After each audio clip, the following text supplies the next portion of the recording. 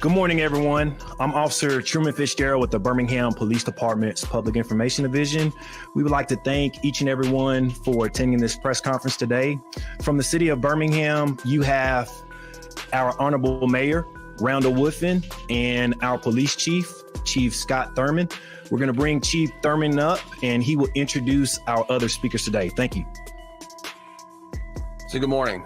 To my right, I have the Honorable Mayor Randall Woodfin. I have Frank Bearfield, who's the chairman of Crime Stoppers Metro Alabama.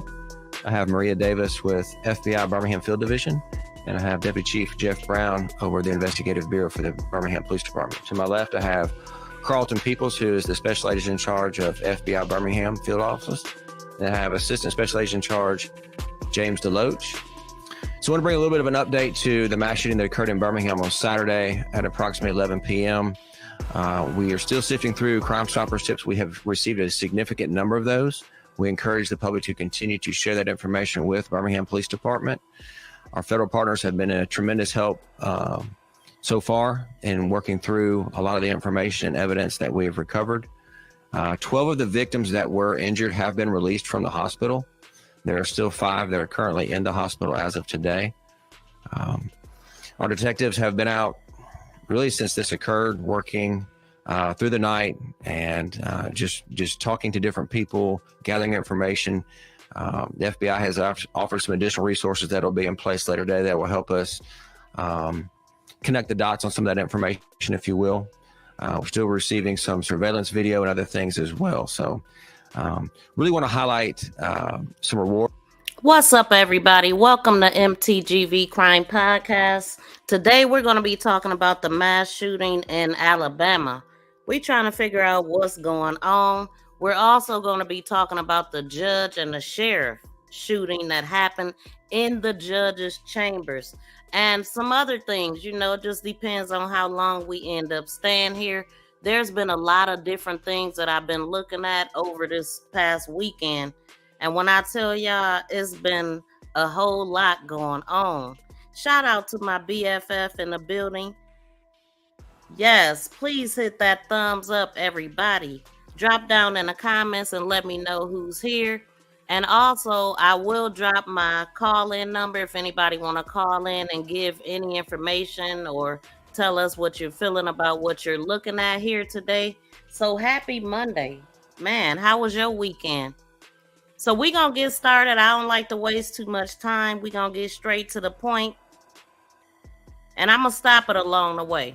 Shout out to everybody in the building. Please smack that thumbs up. Subscribe to the channel if you have not. And if you're here on the replay, subscribe. Drop down in the comments and let me know also how you feel about what you just heard. Boards that have been put in place. And so I'll let those individuals speak about that. So I'll let Special Agent in charge, Carlton Peoples from the FBI, speak about what the FBI has put in place to assist the city of Birmingham in this particular case. Thank you, Chief, and good morning to everyone. As mentioned earlier, my name is Carlton Peoples. I'm the Special Agent in charge of FBI Birmingham. First and foremost, our thoughts and prayers go out to the victims and their families as a result of this senseless act of violence.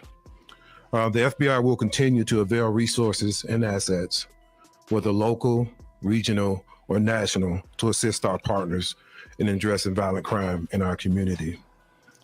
For example, to incentivize the public in coming forward with tips and information to assist law enforcement who are seeking additional information to further an investigation to keep the public safe, the FBI offers monetary rewards.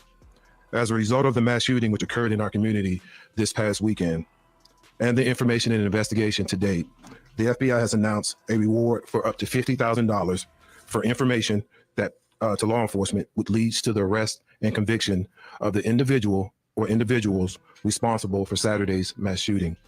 If you, I want to repeat that, if you or you know someone who has information about those involved in Saturday's mass shooting, know that you can remain anonymous. Please call the FBI at 1-800-CALL-FBI, 1-800-225-5324, the Birmingham Police Department at 205-254-1764, or Crime Stoppers at 205-254-7777. You can also submit a tip online at tips.fbi.gov. We will continue focusing on sharing intelligence and investigative resources with our local, state, and federal partners, as well as building effective relationships with the community that we are sworn to protect.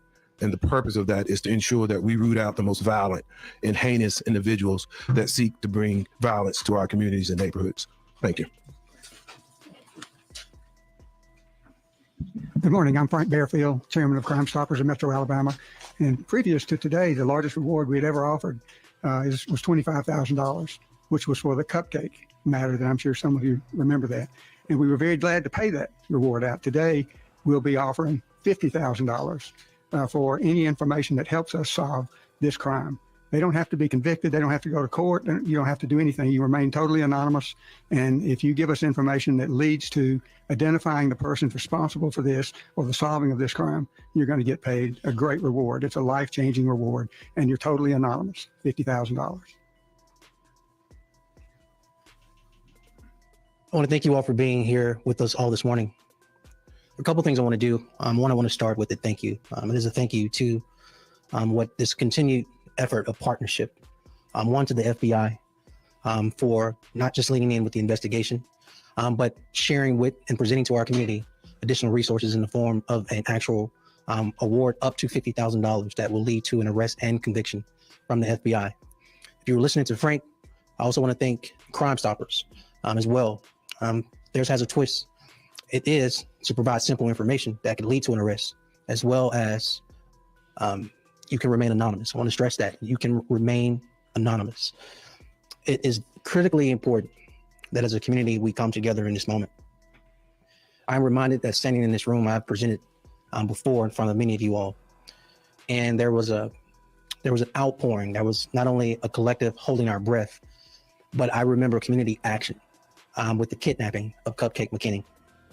This requires one of those same type of moments when you have 22 citizens, 22 residents, 22 community members who have been shot in our community, where 4 unfortunately have lost their lives. We, the community, have to step up. That whole village approach that we saw, Very much so. the unfortunate results, but we saw in real time. We saw the PSAs from the media. We saw community members coming forward, not only with information, but wanting to put on their own cape. This requires one of those moments, because as a community, we cannot give safe harbor or shelter to people who want to just simply kill people. We can't give them cover. They should not feel safe in our community. They should not feel safe anywhere. And so you've heard it here from 2 of our partners. You can receive up to $100,000 if you have credible information that leads to, one, an arrest, and the other, an actual conviction. It's your time to step up, and we need you. There are a couple other things I want to state. As Chief has mentioned, several of our victims have been discharged. As I mentioned yesterday, this type of incident, this mass shooting, has a heavy toll on community as a whole, but nothing more harmful too than the emotional and physical pain of these actual victims. And so I've had a chance to speak to several of them, including some of their parents. One of our victims was simply in line with his friends celebrating his birthday. It was September 18th. His mom mentioned to me that they usually go out of town for his birthday, but he decided to celebrate his birthday here. Talked to another victim and her mother. And the mother was as emotional as her daughter as she should be. But a simple request of the emotional toll this has had on her daughter's life, and are there any available resources for counseling? I want you all to imagine the other 20 victims, where 4 of them, their families have to pick up the pieces because I or their family can't talk to them. And the other victims as well, who are some still in the hospital and some who have been discharged. If there ever was a time for us to come together as a community, this is the moment. But I want to make myself very clear on what the priority is. It is to hunt down, capture, arrest, and convict the people who are responsible for this mass shooting. You see, it's easy to see people in a line who most likely are unarmed, because to enter a club, you can't have a weapon on you. And so on one hand, as heinous as this was, it was also one of the most cowardly things we've also seen. They're cowards. Ridiculous. And I think we're at a point where we can take people who don't care about lives, have a reckless disregard for lives, and also adding that they're cowards to do this in the way they did, off the streets. And so everyone who wants to play detective on social media, Everyone in the streets that's pointing the finger at the police and everyone else, this is your time to step up. And there's an ample award for you doing your part. $100,000 reward. I just wanted to point out that the people that were here, I mean, I'm sure it felt like an ambush. The way that this place is set up, it is a trap. Let me show y'all what it looks like. It's like the people that was firing, they were up above the people they was firing at. And oh my God, look at this. So these people was standing up there and all the people was down here. So they was just firing down. They totally ambushed these people. And like they said, they didn't have no weapon. They trying to get in the club. They caught them standing in a line. Now they're calling it a targeted attack as if they know. They said the person who they believe was targeted was among the dead. So you after one person and you fire at all of these innocent people. I hope they catch them, and I mean fast.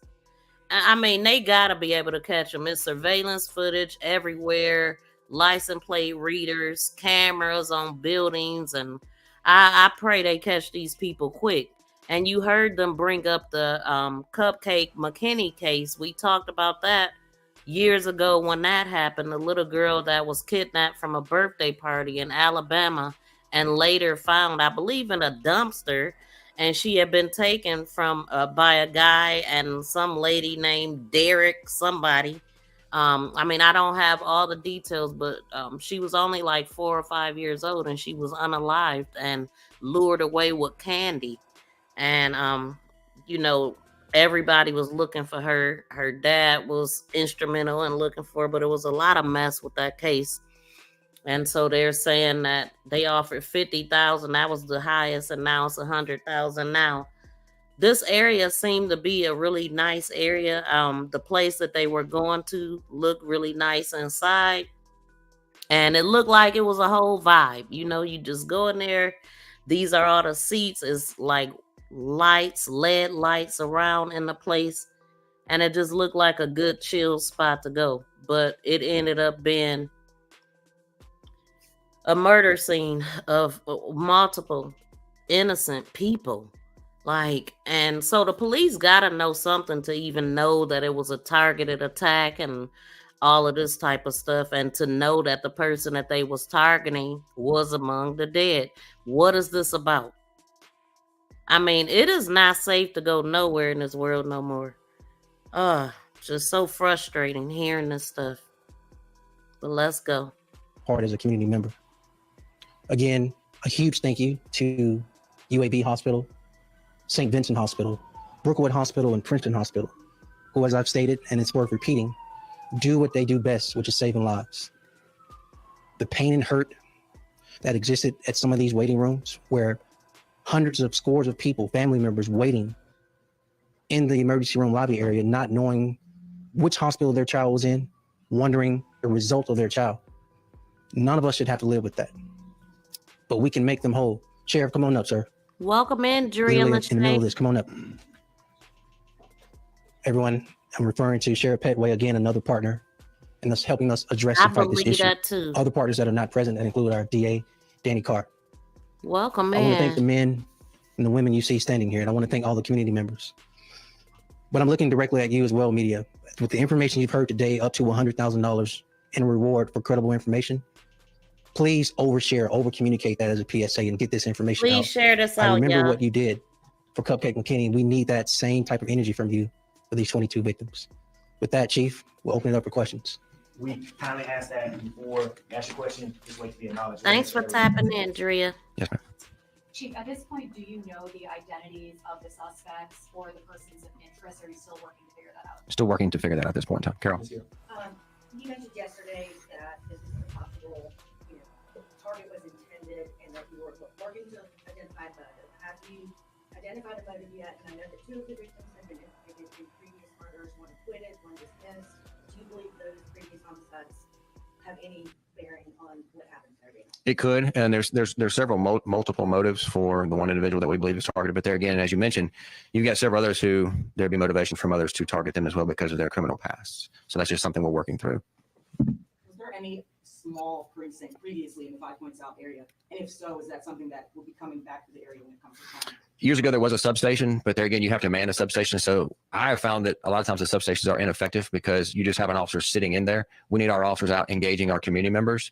And so that's where we feel, and that's what the public wants. The public wants to see our officers, wants to see them out engaging them, doing patrols, not sitting in a building somewhere because they're really not effective. That's more of a behind the scenes type thing. Yes, sir. Do you know if this is related to any gang activity? We don't know that. That's one of the things we're working through, just looking at it. I mean, it's something we're looking at, but I can't give you an answer right now. John? Officer Fitzgerald, you mentioned this weekend this being an issue of culture, not criminality. Could you expound on that? And if it is an issue of culture, how do you change that? And how do you fix that? Well, I just want to echo the words of Chief Thurman. And as we've always stated, as a department, what we're seeing is when individuals get upset with their fellow brother or sister, they choose firearms to settle that argument. And I think culture versus criminality has more to do with what we're seeing is because the first thing people go to when they're upset is the handgun. And that is a culture. And when people ask Chief Thurman for a solution, it's difficult to change the culture. That takes a community, not just the police department. Chief, can you elaborate on why you believe these suspects were hired to carry out this murder? There's just motivation from, as Carol mentioned, that, you know, some of the individuals that were killed have extensive criminal histories. And because of that, there's oftentimes motivation from others. And there's people who are willing to pay to have them killed. And so that's part of it. Yes, sir. Chief, can you talk about the illegal switch and how much of a problem that is for the department? It is. It's a huge problem. You know, we're looking at whether the switch was used in this particular case or was this an assault. Let me slow it down while they asking questions because we want to try to gather everything we can from this particular presser. People who are willing to pay to have them killed. And so that's part of it. Were hired to carry out this murder?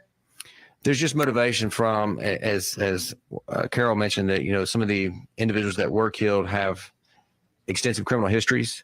And because of that, there's oftentimes motivation from others. And there's people who are willing to pay to have them killed. And so that's part of it. Yes, sir. Chief, can you talk about the illegal switch and how much of a problem that is for the department? It is. It's a huge problem. You know, we're looking at whether the switch was used in this particular case or was this a. So I'm noticing what he said is some of the people that lost their life had extensive criminal history. So that's part of where they gathered that from. Let's listen to it one more time. One more time. Past. So that's just something we're working through. Brookwood Hospital in Princeton, literally in the middle of this. Come on, kid, for cupcake. Well, you know, the target was intended and that you were working to identify a motive. Have you identified a motive yet? And I know that 2 of the victims had been implicated in previous murders, one acquitted, one dismissed.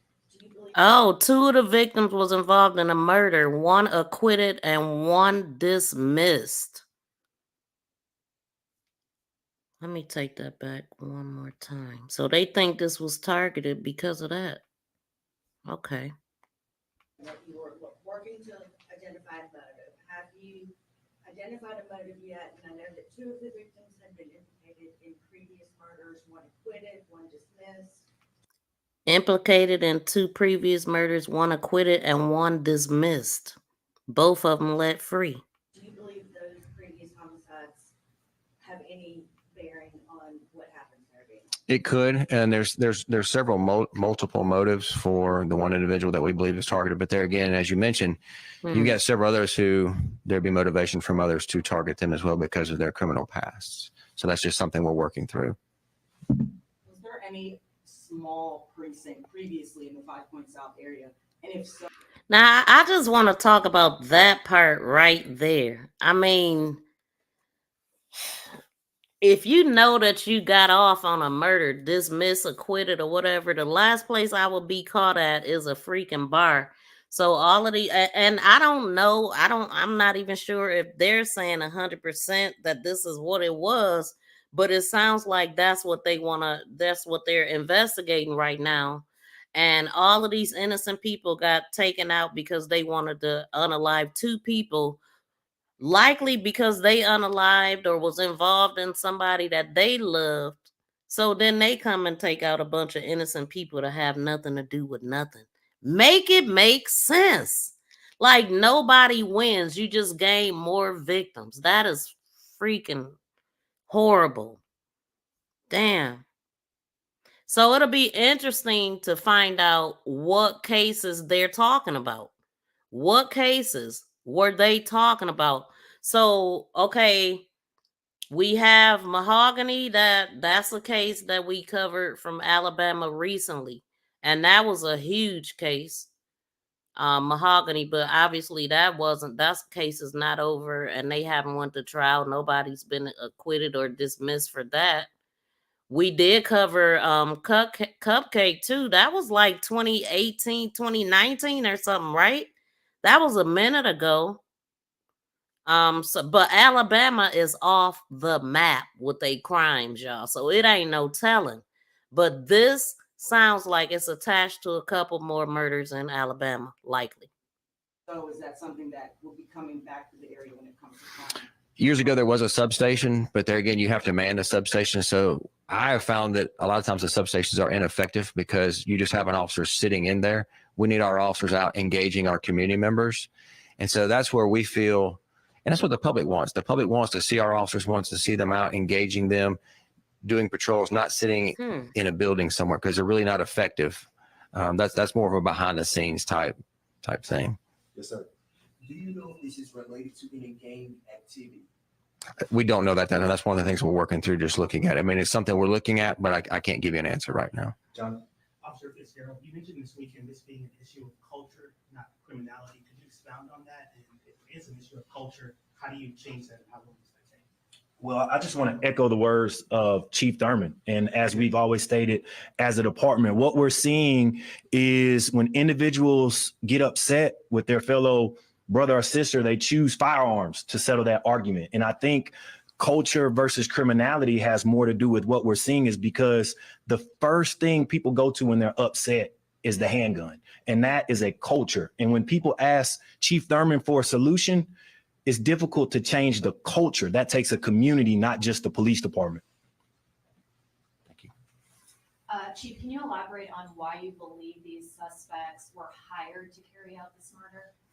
There's just motivation from, as Carol mentioned, that some of the individuals that were killed have extensive criminal histories, and because of that, there's oftentimes motivation from others, and there's people who are willing to pay to have them killed, and so that's part of it. Please smack the thumbs up, y'all. Subscribe to the channel. It's a huge problem. We're looking at whether the switch was used in this particular case, or was this an assault rifle that was fully automatic or some other type of weapon. Fully automatic weapons do not, as the mayor said, they do not belong on the streets of Birmingham or on the streets of United States of America. And so it's very problematic today. They cause a lot of carnage really, really fast. And so it's just a big problem. We're working with our federal partners, ATF, U.S. Attorney's Office, and others to help make arrests, and they have indicted numerous people. We currently have a campaign called Flip the Switch, and that's where people can call Crime Stoppers, remain anonymous, and give the information about people who possess them or are manufacturing them. We've also spoken with our state representatives about, and they have already pre-filed about having Glock switch legislation at the state level in Alabama. That's something that will be heard in a session that will come up in February of 2025. So we're working towards doing more with that, but law enforcement has to have those tools in place. So what is what is your message to the suspects that are still out there? We're going to hunt you down and we're going to arrest you 100%. Scott? Chief, last night there was a homicide in South Eastlake community. There's also 2 other people shot. We were told last night that there possibly could be a connection between the mass shooting and that homicide. Do you have any update for us? So at this point in time, we don't have any information to suggest that it's connected. There were some other factors there in that particular case that we're looking to, but at this point in time, as directly related or retaliation for the mass shooting, no. Tristan? Have you been able to interview all the victims? I know you said 5 are still in the hospital. Has that been something you've been able to talk to these individuals? Well, some of them, because of the condition they're in, they're not able to be interviewed. So that's part of the hard thing that we're trying to work through right now. Julian? I know you said some of these victims had criminal past. Did all 4 dead victims have a criminal past or criminal history? No, I don't think all 4 did, no. Has your investigation determined which of the the intended target? I'm not going to release that information at this Right, time. that's what I want to know. Yes, sir. Chief, some citizens are afraid of retaliation. So what is your message to those citizens due to Facebook posts saying that certain members of the community will retaliate because of the mass shooting? Here's the kind of unfortunate side of it. There were some individuals that we kind of talked about a few minutes ago that had criminal past. If you're not in that criminal game or in that criminal circle, you probably don't have anything to worry about. Just quite, there were some innocent victims we know that were injured at the mass shooting, but the crux of the people who were targeted had criminal histories, and unfortunately, in being in that lifestyle, that culture and things, unfortunately, ended in their demise. Do you think there was one targeted victim or two targeted victims? That's something we're working through to determine right now. Wow, Question, man. does anyone have Somebody any knows questions something. for our partners who've offered $50,000 in reward money? Yes, sir, Tristan.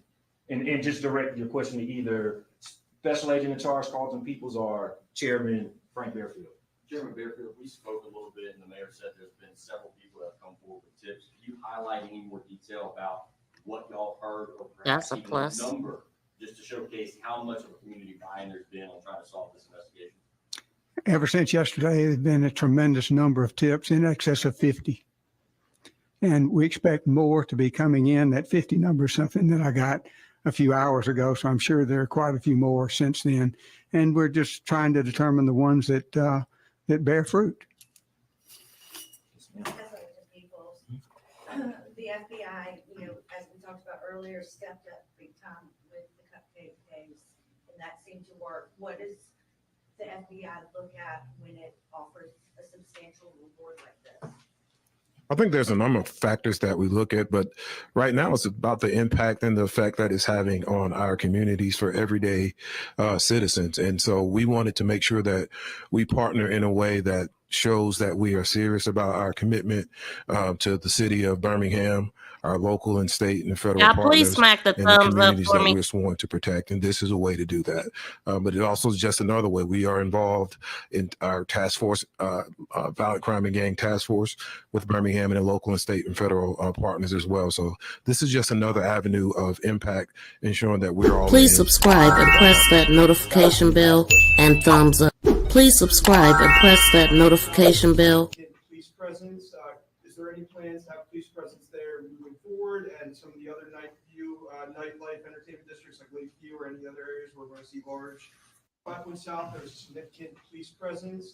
Is there any plans to have police presence there moving forward? And some of the other nightlife entertainment districts like Lakeview or any other areas where we're going to see large crowds gathering on sidewalks in front of bars, restaurants, things like that?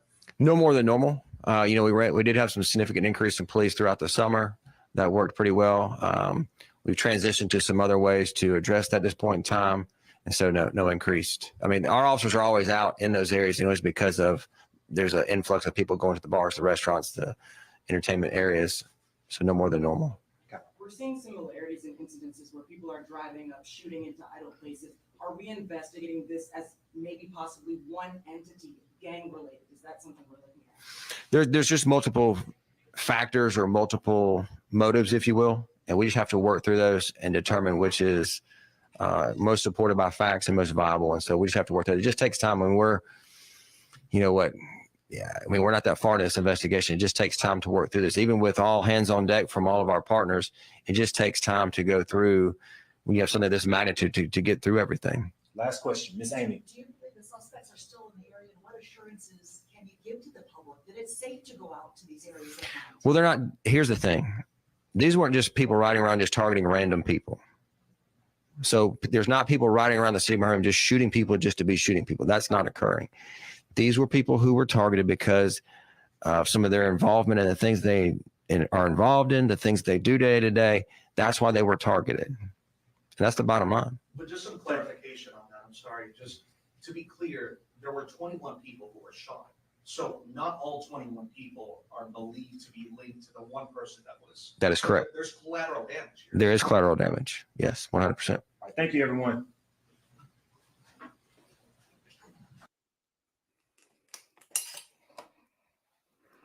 Okay, so I'm working right now to try to find out who the victims are. At least 4 people are dead and dozens I do have the victims' names. I'm looking them up right now, y'all. more are injured after a shooting in Birmingham, Alabama on Saturday night. The incident reportedly happened around 11 p.m. in the city's entertainment district. Local authorities say they believe multiple shooters were involved and no arrests have been made yet. An investigation into the shooting is ongoing. We believe that multiple shooters fired on a large group of people who were outside in the open in the 2000 block of Magnolia Avenue South. We have no one in custody. Approximately 21 people were shot. 4 of those are deceased. They were taken to various hospitals, and the ATF and FBI were on scene with us assisting in that investigation. We believe this was a targeted shooting. It was not something that occurred at that location, but there was an individual there who was targeted. We believe the individual that was targeted is among the deceased. We believe that there was a hit, if you will, on that particular person, as far as, someone was willing to pay money to have that person killed. We believe that, approximately over 100 shell casings were collected, along with numerous other pieces of evidence. We're currently reviewing video surveillance and other things. That's 21 people whose lives were forever changed. That's 21 families that were, some were destroyed and some were just altered. And just our hearts go out to them. There are no words for that loss, right? Trying to stand here and find words to describe those families and what they're feeling right now, the anger, the hurt, the pain, the loss. I will say this, we, all of us as a community, owe it to them to do everything we can to take these shooters, killers off our streets.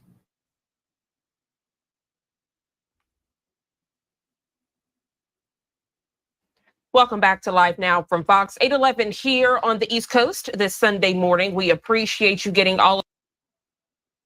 At least 4 people are dead and dozens more are injured after a shooting in Birmingham, Alabama on Saturday night. The incident reportedly happened around 11 p.m. in the city's entertainment district. Local authorities say they believe multiple shooters were involved and no arrests have been made yet. An investigation into the shooting is ongoing. We believe that multiple shooters fired on a large group of people who were outside in the open in the 2000 block of Magnolia Avenue South. We have no one in custody. Approximately 21 people were shot. 4 of those are deceased. They were taken to various hospitals, and the ATF and FBI were on scene with us assisting in that investigation. We believe this was a targeted shooting. 2 people have been. Okay, so one of the people's name is Roderick Lynn Patterson. So let's pull up an article that a video that I just found involving this person. Let's see what they're talking about. This is in Birmingham, but this was like 3 years ago, I think. Charged in the deadly shooting that started an East Birmingham apartment complex and ended in the parking lot of a nearby Chevron. I absolutely hate videos like this that have all this music and stuff. But what I'm saying is that it says Birmingham police on Thursday announced the arrest of Roderick Lynn Patterson, 23 years old, and Devin Perkins Jones, 20, both of Birmingham. They are charged in the slaying of a 20-year-old Detarius Maurice Jackson. Jackson was found wounded at 10:30 p.m. Hold on. And I think that's all we got here. Now, this video that I found is dated from 3 years ago. Let me see. I'm going to try to find something else. I hate this music, though. Birmingham police on Thursday announced the arrests of Roderick Lynn Patterson, 23, and Devin Perkins Jones, 20, both of Birmingham. Hold on, I can't do this. I can't. Now, I don't know what kind of music this is we got going on. I can't be messing up my videos like this. But I'm about to try to find something on this guy.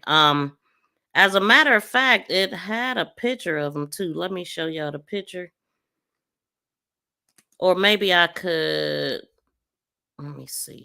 Try to find it in this video, but this music is killing me. Shout out to everybody in the building. Y'all, please smack the thumbs up and subscribe to the channel if you have not. How can this be the only video I'm seeing? But I'm sure it got to be an article.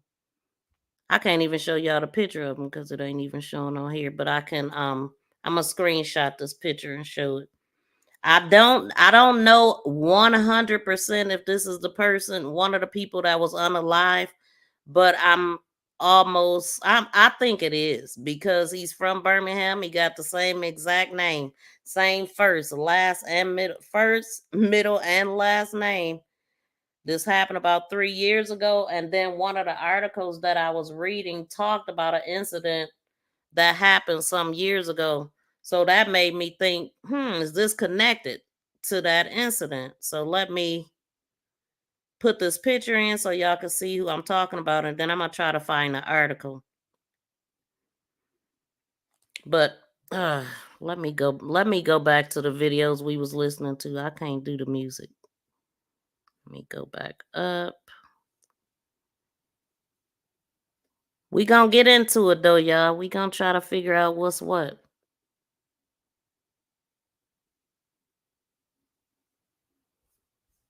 At least 4 people are dead and dozens more are injured after a shooting in Birmingham, Alabama on Saturday night. The incident reportedly happened around 11 p.m. in the city's entertainment district.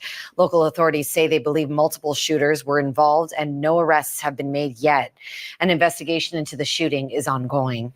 We believe that multiple shooters fired on a large group of people who were outside in the open in the 2000 block of Magnolia Avenue South. We have no one in custody. Approximately 21 people were shot. 4 of those are deceased. They were taken to various hospitals, and the ATF and FBI were on scene with us, assisting in that investigation. We believe this was a targeted shooting. It was not something that occurred at that location, but there was an individual there who was targeted. We believe the individual that was targeted is among the deceased. We believe that there was a hit, if you will, on that particular person, as far as, someone was willing to pay money to have that person killed. We believe that, approximately over 100 shell casings were collected, along with numerous other pieces of evidence.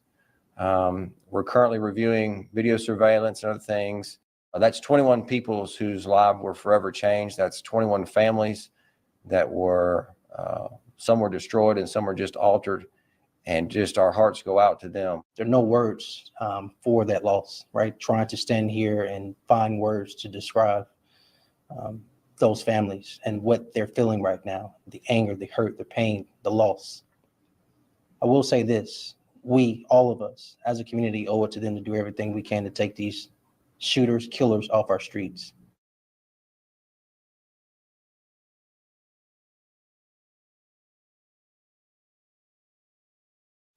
Welcome back to Live Now from Fox 811 here on the East Coast this Sunday morning. We appreciate you getting all of your breaking news alerts, top stories, and live events from us right here on Live Now from Fox. We're following a mass shooting at an entertainment area of Birmingham, Alabama, Saturday night. We're learning it killed 4 people and injured at least 21 others. Police saying the shooting happened in a Birmingham area just after 11 p.m., known as the 5 Point South. Initial reports saying club patrons were outside a hookah and cigar lounge. Police arrived quickly and found some victims on the street. We're also learning 3 of the 4 killed were pronounced dead at the scene, and another victim died at the University of Alabama Birmingham Hospital. Now, Birmingham police don't yet know what precipitated this event and whether the attack was a drive-by shooting or whether shooters were on foot. A Birmingham police officer explains what police know at this point. Take a listen. We believe that multiple shooters fired multiple shots on a group of people in the 2000 block of Magnolia Avenue. There's no one in custody, and we cannot stress to the public how important it is for us to have information in this investigation. We have reached out to our partners with the ATF. We have reached out to our partners with the FBI. you will have a plethora of law enforcement agencies assisting the Birmingham Police Department. And rest assured, we are going to do everything we possibly can to make sure that we uncover, identify, and hunt down who was ever responsible for preying on our people this morning. We were told that all of the victims were out in the open on either a sidewalk or the street. So these group of shooters fired upon these victims when they were out in the open. We were not told that this happened inside of any business. This was on either a sidewalk or a city street. Was this a drive-by shooting, or were the shooters on foot as well? Our detectives are working to confirm whether the shooters walked up on the victims or drove by in a vehicle. And that's why we need the public's help.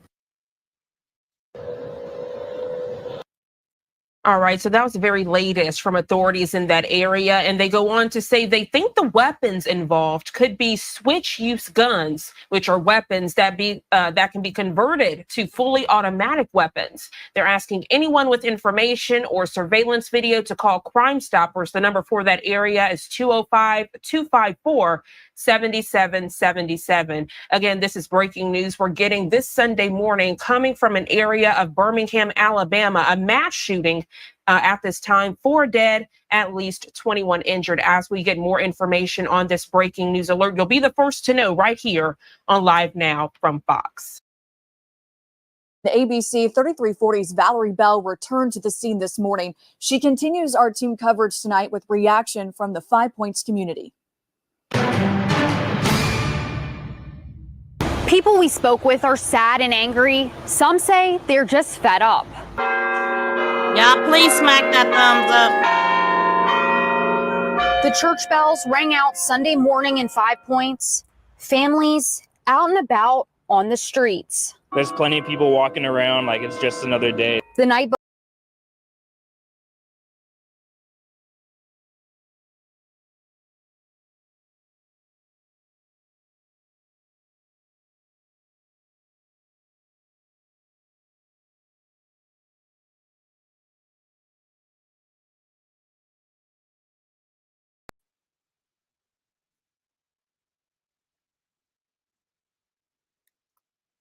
Give me 1 second, y'all. I kicked myself out of here, but I was trying to refresh sounds about black. So hold on, y'all. Let me pull this picture up. This is a picture that I was able to find of the Roderick person. So he was involved in a shooting like 3 years ago, and we heard them say that the two of the people that were unalive was involved in a case that was either dismissed or acquitted. So these people got freed from a case that involved some children getting unalived and some other people. I'm still trying to find the article to give me more information, but this is who I believe is one of the victims. This is who I'm finding as Roderick Lynn Patterson Jr., who's now 26 years old. He was 23 years old at the time of the other incident, the unaliving that happened that they got off on. And they there was another person involved too, but I'm still trying to find some information. I'm gonna pull these videos back up. Y'all, please smack the thumbs up. Please subscribe to the channel if you have not. We are everything crime over here. Make this go viral. Crime podcast. But please hit that free thumbs up.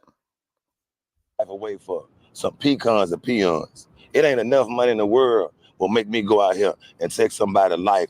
Robert Banks says he knows the victims' families. Right now, when we standing there, it's blood on the ground. It's blood on the ground right now when we standing there. Right now. So when you got blood on this concrete, it ain't the blood of the elders, it's the blood of the youth. Firefighters used hoses to wash away the blood as others cleared away debris. All this while the community struggles to cope with another tragic shooting in the city. It happens anywhere and everywhere. That's where it happens at. And right now it's happening all over the city of Birmingham. Almost like unbelievable and expected at the same time. Unfortunately, I wasn't surprised. when I heard about it. Some questioning their safety. Just makes me not want to leave the house. You know, you never know, like, if you can be next, just a part of something that you really have no involvement in. I don't feel safe, you know, and I have friends that work in that breezeway at another bar, and I don't see how they do it. For this city, the violence is nothing new. It's black on black crime at an all-time high in the city of Birmingham, and then it turned to Afghanistan and Murderham. The Magic City is a tragic city. The city of Birmingham has seen more than 100 homicides already this year. In Birmingham, Valerie Bell, ABC 3340 News. Birmingham leaders held a news conference to provide the latest information this morning. Mayor Randall Woodfin gave his condolences to the victims and says this is a solvable problem that requires everyone's attention. Do not tell me this is only on the police to solve. Elected officials, locally, statewide, and nationally, have a duty to solve this American crisis, this American epidemic of gun violence. We should not allow people to just ride around with any style type of weapon that doesn't even belong on domestic streets. It should not be allowable, period. I don't care what your politics are. Woodfin says he wants to work with the state to find a solution, including giving the city of Birmingham an exception to address Glock switches and conversions. Meanwhile, State Representative Wandalyn Gavan says the blame shouldn't all fall on the state legislature. She says it's not personal, it's business. What we're seeing here in the city of Birmingham is that you have people who are no longer afraid of the police. They're no longer afraid of law enforcement, especially the Birmingham police. That is a problem because they know that the city of Birmingham does not have the manpower. The criminals are watching just like we are watching. They're studying just like we're studying. So they can time the response. Community policing in the city of Birmingham. So to say that it's all now on the state legislature, I take issue with that. Representative Gavan went on to say there is a breakdown in communication among leaders. And reaction continues to pour in this evening. The Birmingham City Council released this statement. The council says thoughts and prayers are no longer enough and that the city needs action. The council also says they're angry and tired, but committed to working to ensure illegal firearms are taken off the street. Alabama Representative Terry Sewell is also reacting to the mass shooting. In a statement, Sewell says this senseless violence is unacceptable. Okay, so I just wanted to say the picture that I put up could be the victim, y'all. Let me research this right quick because I am pulling that picture up. I see another picture of Roderick and Devin, the person that was involved in it. And so let me see. That might be the victim, y'all. I see that they're involved in a unaliving. 2 was arrested in Birmingham after a 20-year-old man dies in a Birmingham shootout. I believe this is the victim on my screen because the guys that I'm looking at is not him. So I'm gonna try to get to that article. Okay. Hold on, let me screenshot that. I'm about to post this in a second. But I'm going to read it. So this crime is coming from June 30th of 2021. Okay, so this is from Birmingham, Alabama. A 20-year-old man has died following a shooting at East Birmingham. The victim has been identified as Dentarius Maurice Jackson. I believe that's who's on my screen. So during the homicide investigation, detectives learned that a shooting took place near 7700 block of Sunrise Drive. Officers said the victim was shot after occupants of a vehicle put alongside the victim's vehicle and began firing shots. It is believed the victim returned fire, striking Dentarius Maurice Jackson, who was one of the occupants of the suspect's vehicle. The suspect's vehicle then traveled to 8730 First Avenue North, where East Precinct officers were dispatched to the location on a person shot. Officers detained the suspect. Detectives interviewed both men at the Birmingham Police Department headquarters. Jackson was taken to UAB Hospital where he died. Detectives then presented information on the case to the Jefferson County District Attorney's Office. After assessment of the information detectives obtained following the warrants of the suspects. Roderick Lynn Patterson, murder. They got a $250,000 bond. Was being charged with murder. Roderick Lynn Patterson. Attempted murder is the other person that is in this case, Devin Perkins Jones. He was charged with 200 and hold on. So Devin Perkins Jones murder, $250,000 bond, and attempted murder, $100,000 bond. So they both had the same. And so we're talking about the unaliving in Birmingham, and I just found two of the victims, or at least one of them. Hold on, I'm pulling up the wrong stuff, y'all. Give me a second. This is what I want to pull up. We're talking about this. This is the inside the hookah lounge. And I'm about to pull up the pictures of the suspects. Like I said, I think this is the victims. And while I do that, I'm going to go ahead and let these videos keep playing. Also says elected officials must do what they can to break this cycle. UAB's campus is not too far from where the mass shooting took place. The Alabama chapter of Students Demand Action is speaking out today. The group says our schools should not be plagued by gun violence and that students should feel safe while going to class. And the Alabama chapter of Moms Demand Action also released a statement. They say lawmakers need to act and pass gun laws to protect Alabama children. And you are also reacting to the ongoing violence. We have posted live breaking updates across all our social media platforms since last night, and you have told us what you think. Many of you are saying it's time for officials to act, and that some are even scared to walk through parts of the city.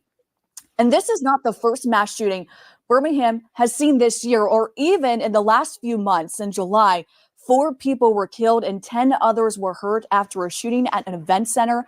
And when ABC 3340 started asking questions, we discovered the venue did not have a license to operate. No arrests have been made. And back in February, 4 men were shot and killed in the College Hills neighborhood. The men were targeted while at a neighborhood car wash. 20-year-old Lamarian Charlie was charged with 4 counts of capital murder. Also breaking just into our newsroom tonight, a teenager has been shot in Tarrant. This was a scene earlier today on Birmingham Street. Tarrant police say the teenager is expected to recover, but police are still investigating. And we will continue to update you on air and online as this information continues to break tonight. You can stay on top of all these developments. Download the ABC 3340 News app for the very latest.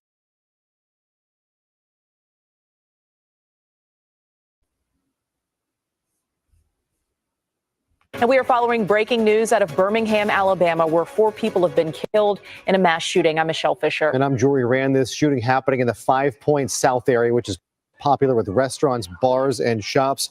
The local newspaper there say witnesses say many of those victims were standing in line to get inside a popular hookah and cigar lounge on Magnolia Avenue. Birmingham Fire and Rescue apparently transporting 8 people to the hospital in the city. This again happening in a busy, popular Saturday night entertainment district in Birmingham.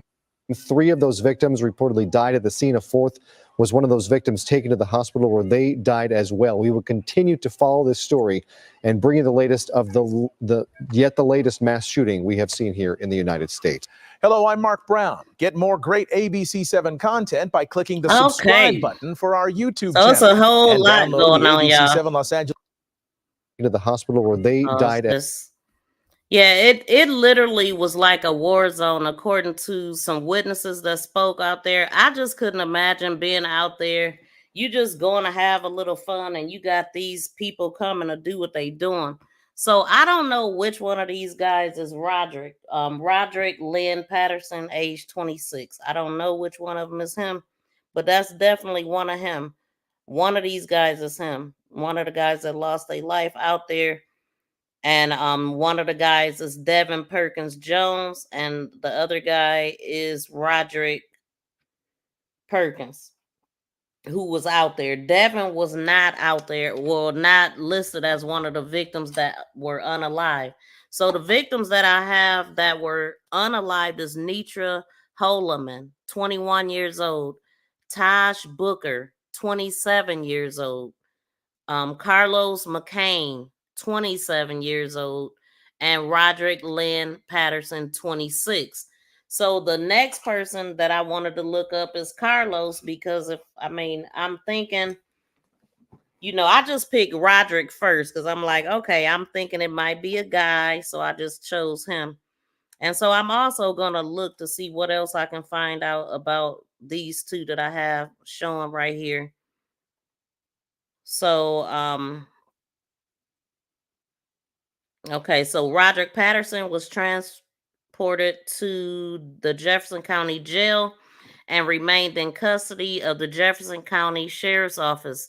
Devin Perkins was transported to Jefferson County Jail and has since bonded out. So just to let y'all know, this article is from June 30th of 2021 involving the now victim in this case. And so let me look to see the original picture, this picture that I put up. Let me see what I can find behind that particular picture.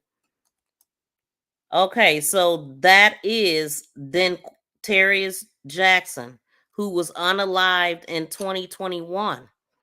Okay, and so he was the victim of Roderick, who was killed in this incident that just happened. What was that, Saturday? So now I'm looking at an article that says 2 in Birmingham shooting that ended in the death of a 20-year-old. So this article is coming from July 1st of 2021. It says here, 2 people have been charged in a deadly shooting that started at an East Point apartment complex and ended in a parking lot of a nearby Chevron gas station. Birmingham police on Thursday announced the arrest of now deceased Roderick Lynn Patterson, who was 23 at that time, and also his accomplice, Devin Perkins Jones, 20 years old. Both of them are of Birmingham. They are charged with the slaying of him, this guy, Dentarius Maurice Jackson. So Jackson was found wounded about 10:30 p.m. Monday at a Chevron in the 8700 block of First Avenue North. He was taken to Birmingham Hospital, where he was pronounced deceased at 8:53 p.m. on that Tuesday.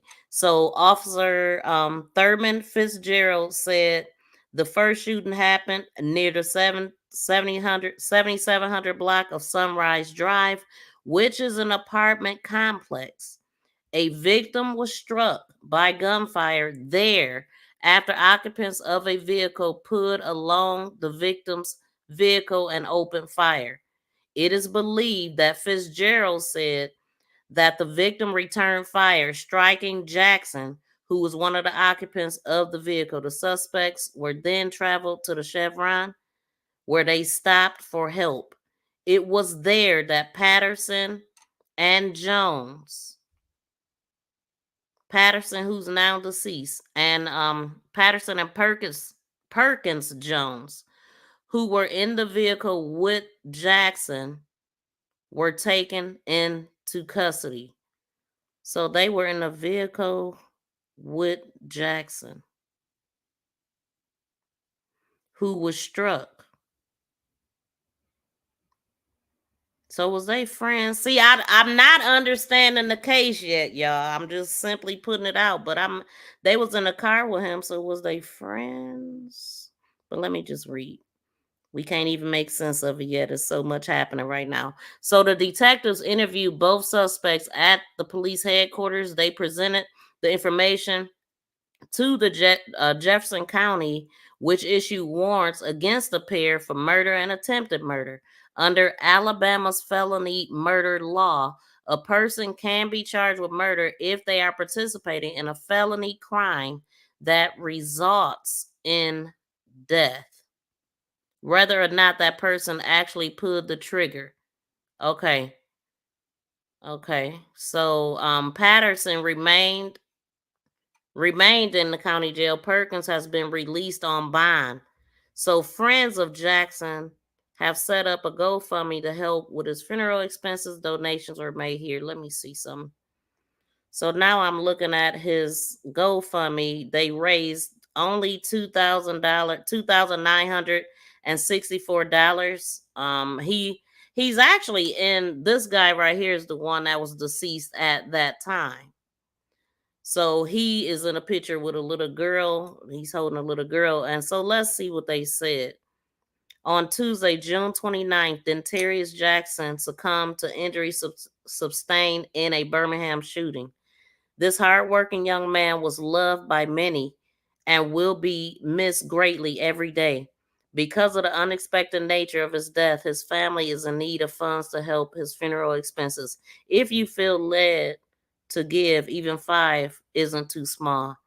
Each of us can make a huge difference in this family's life as they cope with the hole left by his life. Thank you for caring about Dentarius. Please pray for his family and friends. And then because of the generous donations, the Jackson family is able to bury Dentarius without going into any debt. Thank you for loving this family as well. And this was 3 years ago, y'all. 3 years ago. So the organizer then, let's see, maybe I can. I'm trying to find out if it's any family that's speaking up about this and letting us know what's what. Okay, so I believe that that's one of them, y'all. Now, if I could find some videos, that would be great too. So I'm gonna go ahead and let this information keep playing though, the videos that we've been watching. Here we go. As well, we will continue to follow this story and bring you the latest of the latest mass shooting we have seen here in the United States. Hello, I'm Mark Brown. Get more great ABC7 content by clicking the subscribe button for our YouTube channel and download the ABC7 Los Angeles streaming app on Fire TV, Android TV, Apple TV, and Roku to watch on your TV.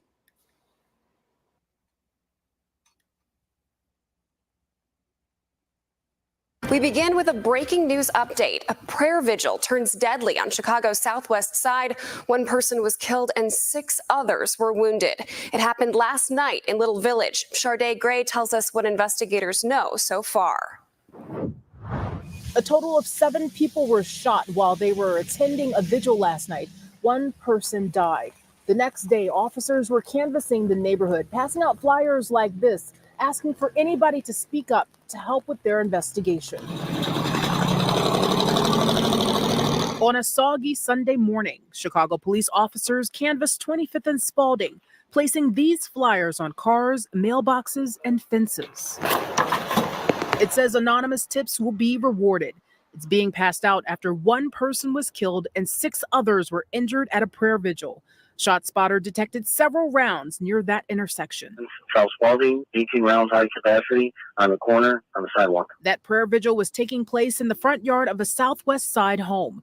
A 32-year-old man was killed. Cook County's medical examiner has identified him as Froylan Garcia of Berwyn. Police say he was shot multiple times, including other victims. 2503 South Spalding, multiple people shot in the corner. Police say a Jeep stopped on the street. Someone got out of the vehicle and began shooting, hitting a total of 7 men. The victims range in age from 31 to 51. They were shot in their legs, hands, and shoulders. 1 person was even shot in the head. Police say they managed to get themselves to Mount Sinai. They just related that they have 2 gunshot victims. They just took right on and, or I think they're going to Mount Sinai.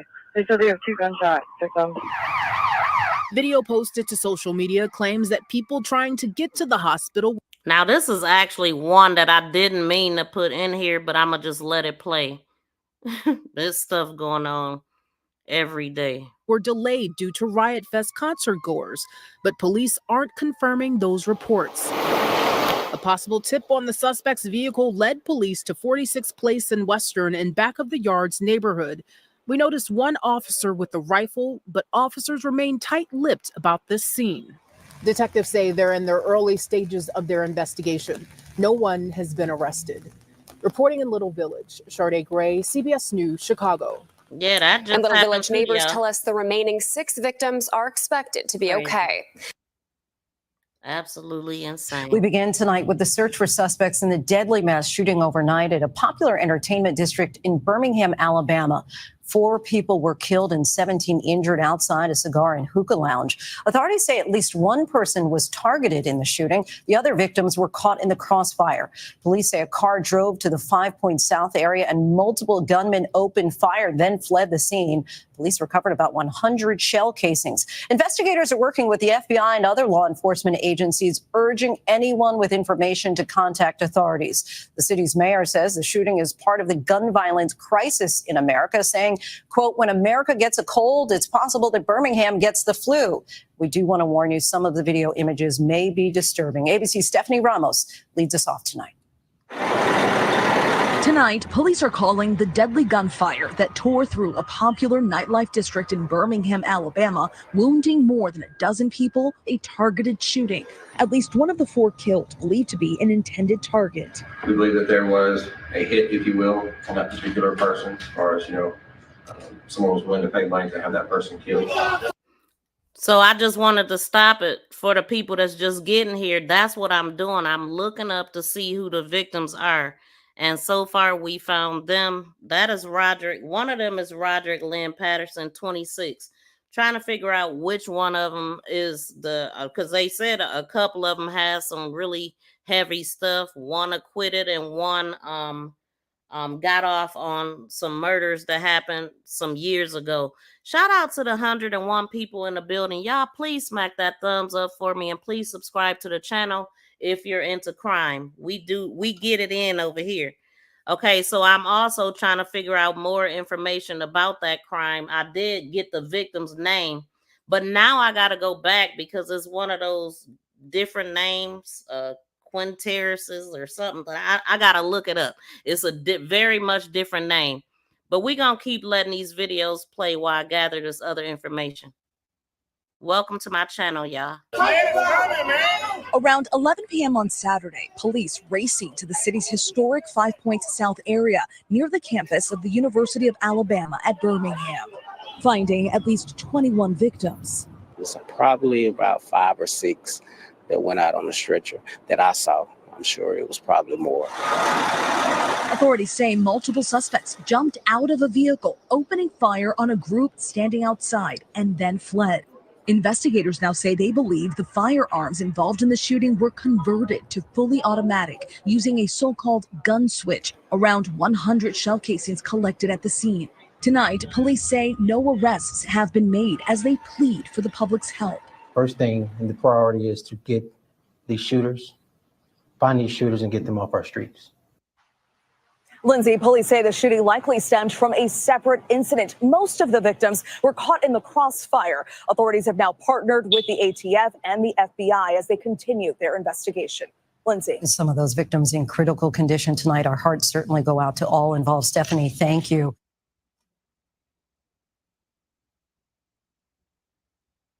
Police are still looking for multiple suspects who they say began shooting into a crowd of people who were just standing on the sidewalk. And we're learning that police believe the shooters were targeting one of the victims who died. We believe the individual that was targeted is among the deceased. We believe that there was a hit, if you will, on that particular person, as far as, someone was willing to pay money to have that person killed. The shooting happened Saturday night just after 11 p.m. in Birmingham's 5 Points South district, an area that's typically very busy on the weekends. Police say the suspected shooters drove up in a vehicle, started shooting, and fled the area. When police arrived, they found 2 men and a woman who died at the scene. Another man died at the hospital. 18 others were hurt, and some are still fighting for their lives. Birmingham police are working with the FBI and ATF to find the suspects and determine a motive. But they're really hoping the community can help and are offering an up to $5,000 reward for anyone with information that leads to an arrest. Police believe Glock switches were used in the shooting, which converts a normal handgun into a machine-style weapon. Birmingham's mayor is now calling to ban Glock switches and is asking state lawmakers for help. There's a certain element in this community who are too comfortable riding around with semi-automatic weapons, automatic weapons, conversion switches, and everything else, whose only intent, hell-bent intent, is to harm people, shoot people, kill people. The White House is also speaking out about the shooting. Its spokesperson says that they're tracking all the developments in this case and are praying for the victims killed and injured in this senseless act of gun violence. In Atlanta, Madison Scarpino, Fox News. Okay, we found Roderick. Okay, I do believe that this is one of the victims that possibly could have been hired to take out, because he was involved in a unaliving of this guy 3 years ago. He was 20 years old.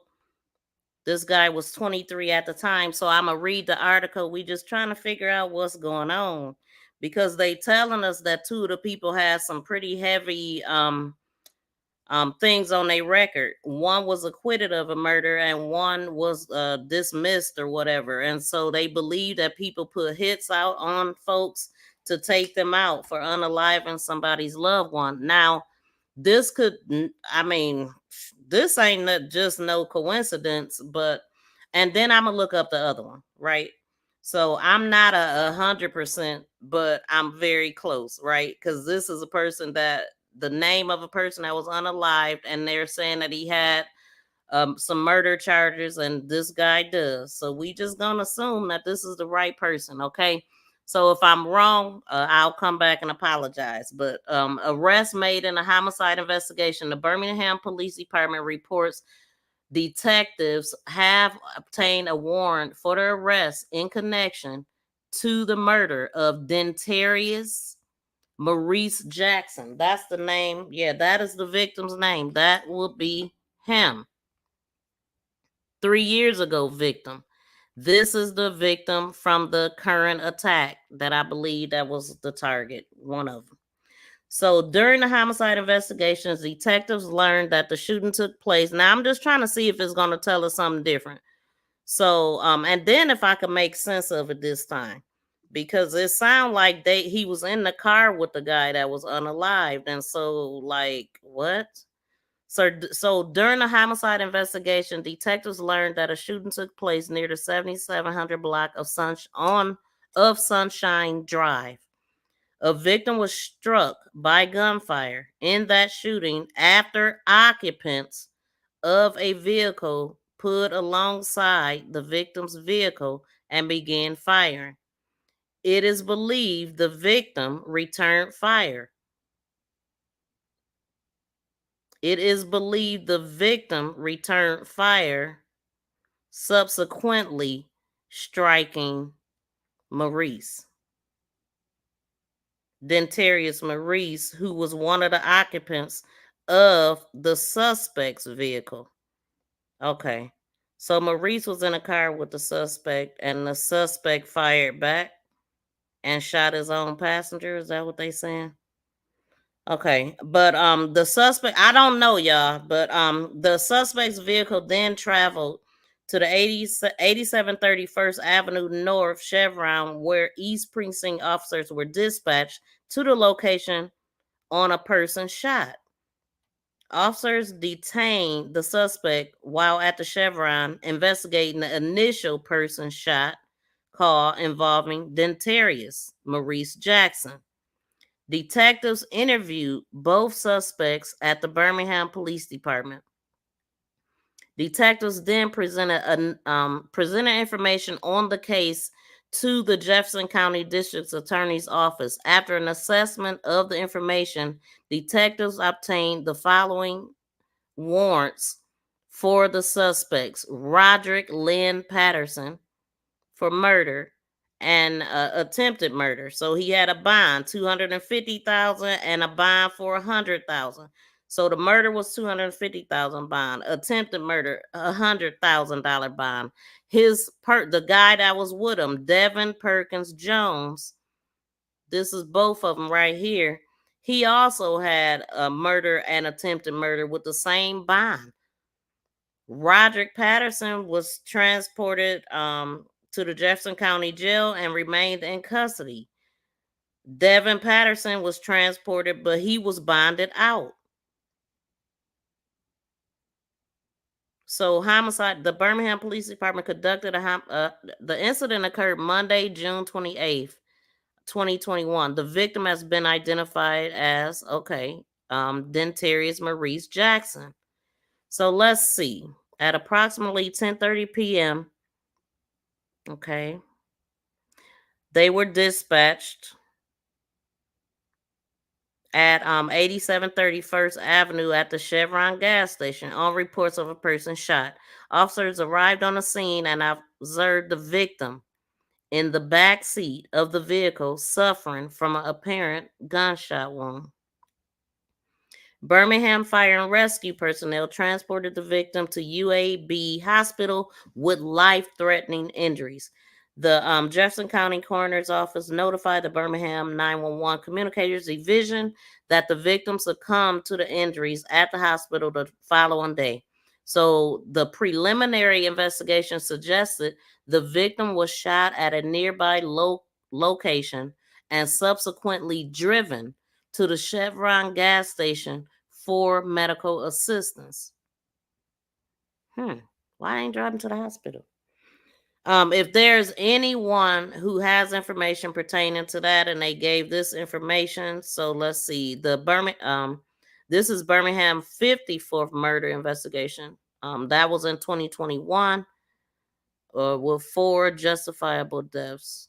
Hold on. Yeah, so I don't know. I don't know the story, y'all. It's not making sense to me. It's too much in my head right now. I can't make sense of it.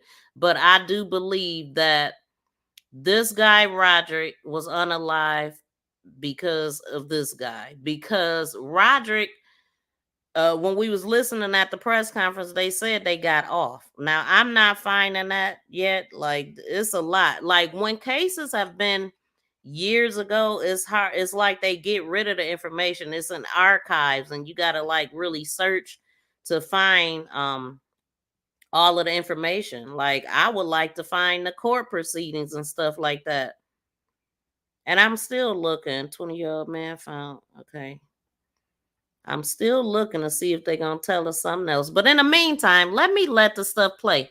And also, I'm gonna drop my call-in number, because if anybody want to call in, if you got some information about this case that I'm trying to make sense, that happened 3 years ago. But if you want to talk about anything concerning this case, you can call in. And let me pull up that number. And make sure my phone is on this time, because I always do that. I'll be pulling up the number and forget. Oh, my phone ain't even ringing. So I'm looking now, y'all. I'm going to hit play on this, though. Police are still looking for multiple suspects who they say began shooting into a crowd of people who were just standing on the sidewalk. And we're learning that police believe the shooters were targeting one of the victims who died. We believe the individual that was targeted is among the deceased.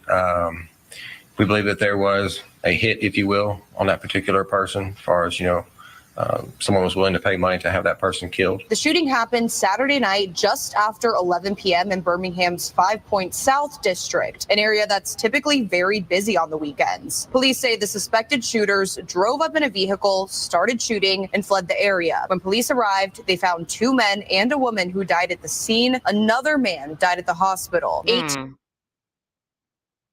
for their lives. Birmingham police are working with the FBI and ATF to find the suspects and determine a motive, but they're really hoping the community can help and are offering an up to $5,000 reward for anyone with information that leads to an arrest. Police believe Glock switches were used in the shooting, which converts a normal handgun into a machine-style weapon. Birmingham's mayor is now calling to ban Glock switches and is asking state lawmakers for help. There's a certain element in this community who are too comfortable riding around with semi-automatic weapons, automatic weapons, conversion switches, and everything else, whose only intent, hell-bent intent, is to harm people, shoot people, kill people. The White House is also speaking out about the shooting. Its spokesperson says that they're tracking all the developments in this case and are praying for the victims killed and injured in this senseless act of gun violence.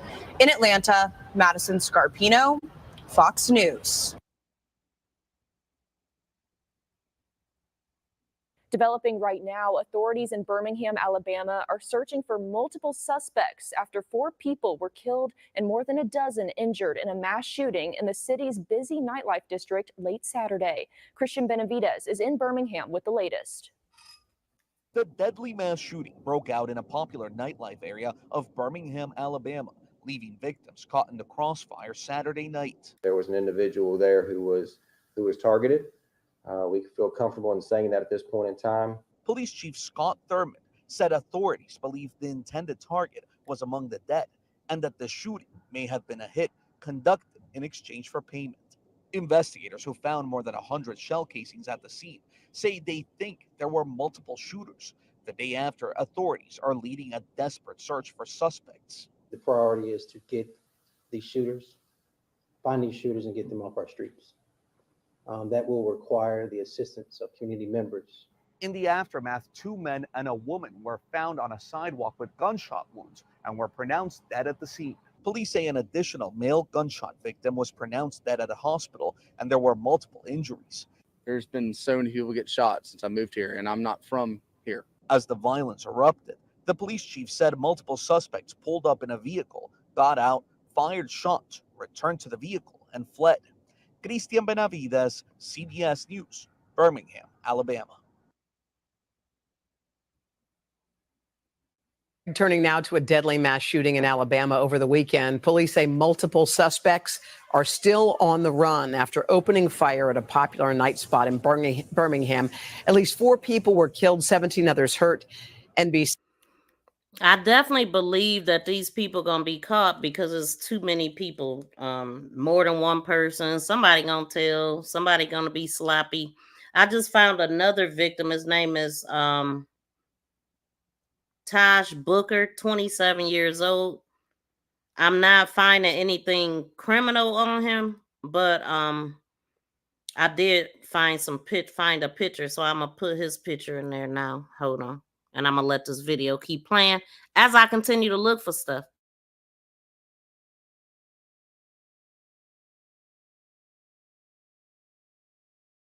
NBC's Priya Sridhar joins us now. She's got the very latest. Hey, Priya, good morning. Good morning, Hoda. No word on a motive just yet, but Birmingham police say they do believe this shooting was part of a targeted hit. And we do want to warn you that the video you're about to see may be disturbing. An urgent manhunt is underway in Birmingham this morning after police say multiple shooters opened fire outside a hookah and cigar lounge. They were in a vehicle, got out of the vehicle, shooting occurred, they fled. The gunman killing 4 people, 3 of them identified by police as 21-year-old Anithra Holloman, 27-year-old Taj Booker, and 27-year-old Carlos McCain. At least 17 others were also injured in what authorities are calling a targeted attack. We believe the individual that was targeted is among the deceased. We believe that there was a hit, if you will, on that particular person. It happened just after 11 p.m. on Saturday. We believe the individual that was targeted is among the deceased. Carlos McCain.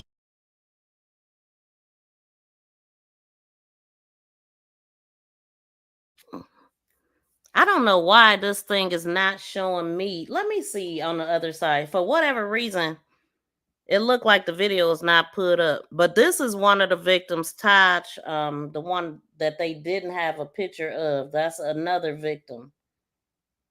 I don't know what the heck. Let me see. Hold on, y'all. Let me let it keep playing. So Carlos McCain. Matter of fact, let me uncover this right quick. So that's the one, and let me do this because I don't know. Okay, I see it now. I don't know if it was there the whole time, but it wasn't showing up on my end. Wow. Dang, that ain't the route I was trying to go.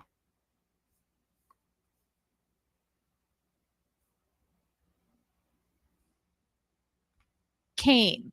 At least 17 others were also injured in what authorities are calling a targeted attack. We believe the individual that was targeted is among the deceased.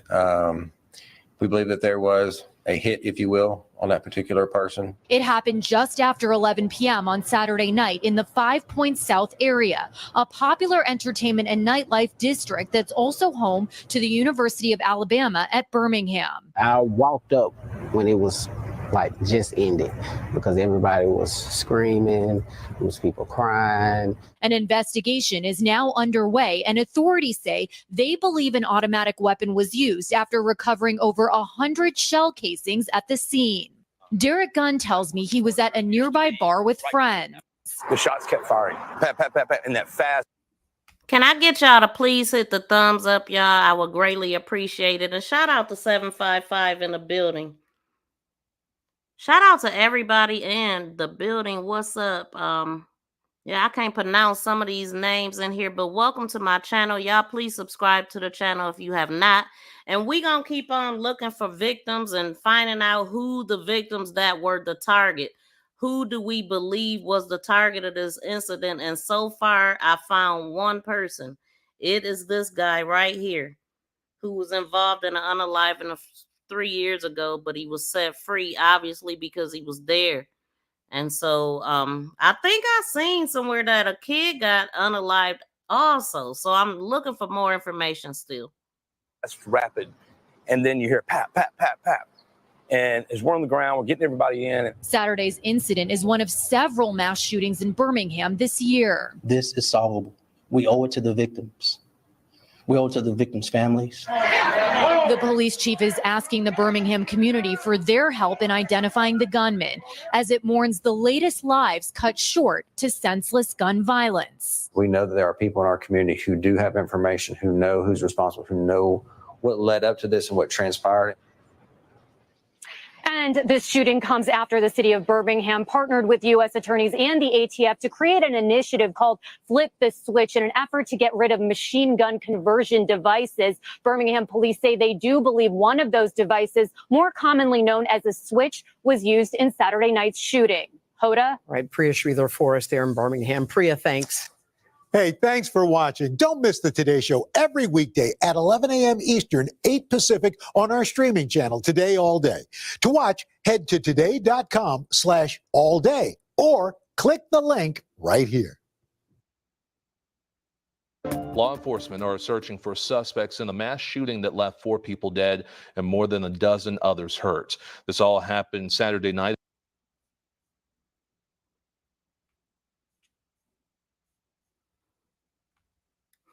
This area was actually seemed to be a nice area down in Alabama. So I went and looked on maps. I actually seen this place right here. So I'm gonna pull up these map outs that I did of the street, just looking around.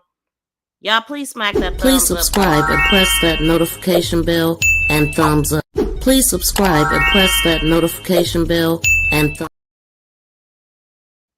And over here, we are calling for the arrest of whoever did this. Lock his ass up. Lock his ass up. You're going to jail. You're going to jail. Lock his ass up. Thank you for sharing. Thank you for sharing. Thank you for sharing. For sharing. In a popular nightlife neighborhood in Birmingham, Alabama. Officers say that the suspect suspects came to the area with an intended target. Very scary. Very. Like when I walked up when it was like just ended because everybody was screaming. It was people crying. Police officers, they were trying to get information from different people. At this hour, police are now combing through surveillance videos from nearby businesses, hoping to make an arrest. Back here in Birmingham, the 5 Points South community continues to search for answers as to why this shooting happened. WVTM 13's Bryce Oselin spoke to business owners who were concerned about how it will affect the area moving forward. Normally, this restaurant would be filled with people coming in and out of the door. I spoke with one local business owner who says that the mass shooting is affecting his pockets. It's very sad to see this happen very next to our business, and it does impact our business. Pintu Surma is the general manager of Bayleaf in 5 Points. Surma says business is normally booming on the weekends, but after recent events, We have like more than 16 reservations got canceled today. I got so many calls from so many people asking us we're okay or not, and I don't know what's wrong with this place. authorities continue their investigation. Surma says his community just doesn't feel like home anymore. It used to be very nice before, like 2-3 years back. It was beautiful. It's very nice. Business was very good, but right now, I would say hellhole. In Birmingham, Bryce Oslin, WVTM 13. Thurman. We're going to bring Chief Thurman up, and he will introduce our other speakers today. Thank you. So good morning. To my right, I have the Honorable Mayor Randall Woodfin. I have Frank Bearfield, who's the chairman of Crime Stoppers Metro Alabama. I have Maria Davis with FBI Birmingham Field Division, and I have Deputy Chief Jeff Brown over the Investigative Bureau for the Birmingham Police Department. To my left, I have Carlton Peoples, who is the Special Agent in charge of FBI Birmingham Field Office, and I have Assistant Special Agent in charge James Deloach. So I want to bring a little bit of an update to the mass shooting that occurred in Birmingham on Saturday at approximately 11 p.m. We are still sifting through Crime Stoppers tips. We have received a significant number of those. We encourage the public to continue to share that information with Birmingham Police Department. Our federal partners have been a tremendous help so far in working through a lot of the information and evidence that we have recovered. 12 of the victims that were injured have been released from the hospital. There are still 5 that are currently in the hospital as of today. Our detectives have been out really since this occurred, working through the night and just talking to different people, gathering information. The FBI has offered some additional resources that will be in place later today that will help us connect the dots on some of that information, if you will.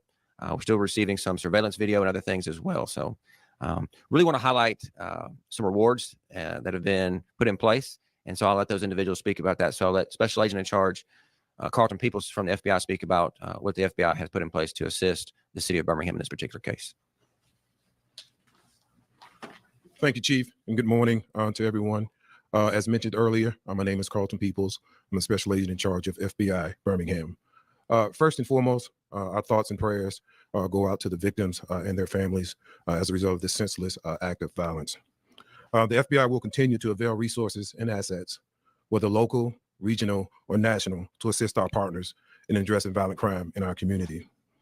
For example, to incentivize the public in coming forward with tips and information to assist law enforcement who are seeking additional information to further an investigation to keep the public safe, the FBI offers monetary rewards. As a result of the mass shooting which occurred in our community this past weekend and the information and investigation to date, the FBI has announced a reward for up to $50,000 for information that to law enforcement, which leads to the arrest and conviction of the individual or individuals responsible for Saturday's mass shooting. If you, I want to repeat that, if you or you know someone who has information about those involved in Saturday's mass shooting, know that you can remain anonymous. Please call the FBI at 1-800-CALL-FBI, 1-800-225-5324, the Birmingham Police Department at 205-254-1764, or Crime Stoppers at 205-254-7777. You can also submit a tip online at tips.fbi.gov. We will continue focusing on sharing intelligence and investigative resources with our local, state, and federal partners, as well as building effective relationships with the community that we are sworn to protect. And the purpose of that is to ensure that we root out the most violent and heinous individuals that seek to bring violence to our communities and neighborhoods. Thank you. Good morning. I'm Frank Bearfield, Chairman of Crime Stoppers of Metro Alabama. And previous to today, the largest reward we had ever offered was $25,000, which was for the cupcake matter that I'm sure some of you remember that. And we were very glad to pay that reward out. Today, we'll be offering $50,000 for any information that helps us solve this crime. They don't have to be convicted. They don't have to go to court. You don't have to do anything. You remain totally anonymous. And if you give us information that leads to identifying the persons responsible for this or the solving of this crime, you're going to get paid a great reward.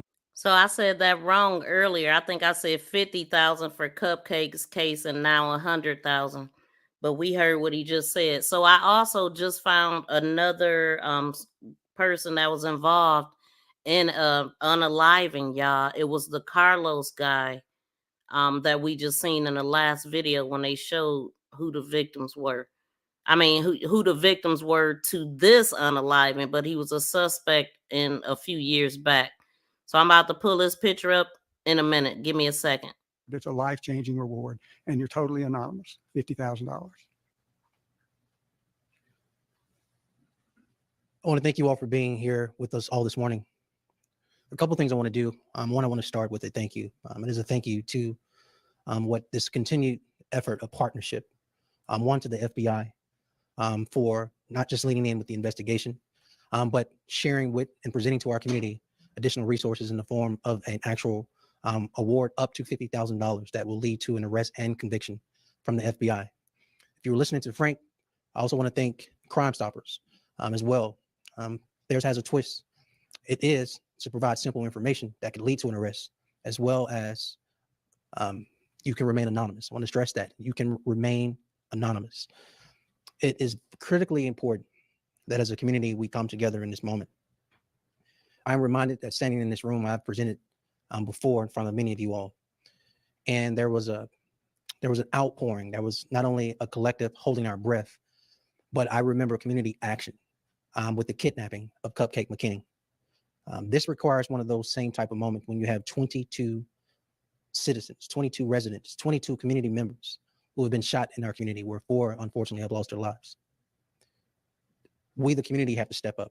That whole village approach that we saw, the unfortunate results, but we saw in real time. We saw the PSAs from the media. We saw community members coming forward, not only with information, but wanting to put on their own cape. This requires one of those moments, because as a community, we cannot give safe harbor or shelter to people who want to just simply kill people. We can't give them cover. They should not. Thurman, we're going to bring Chief Thurman up, and he will introduce our other Thurman. We're going to bring Chief Thurman up, and he will introduce our other speakers today. Thank you. Thurman, we're going to bring Chief Thurman up, and he will introduce our other Thurman. We're going to bring Chief Thurman up, and he will introduce our other speakers today. Thank you. So good morning. To my right, I have the Honorable Mayor Randall Woodfin. I have Frank Bearfield, who's the chairman of Crime Stoppers Metro Alabama. I have Maria Davis. I want to make with sure I'm FBI pulling Birmingham up the Field right Division, person, and I have y'all. Deputy Hold Chief on. Jeff Brown over the investigative bureau for the Birmingham Police Department. I To my want to left, look I at have the video Carlton Peoples, before who is the this. special agent in charge of FBI Birmingham Field Office. And I have Assistant Special Agent in Charge James Deloach.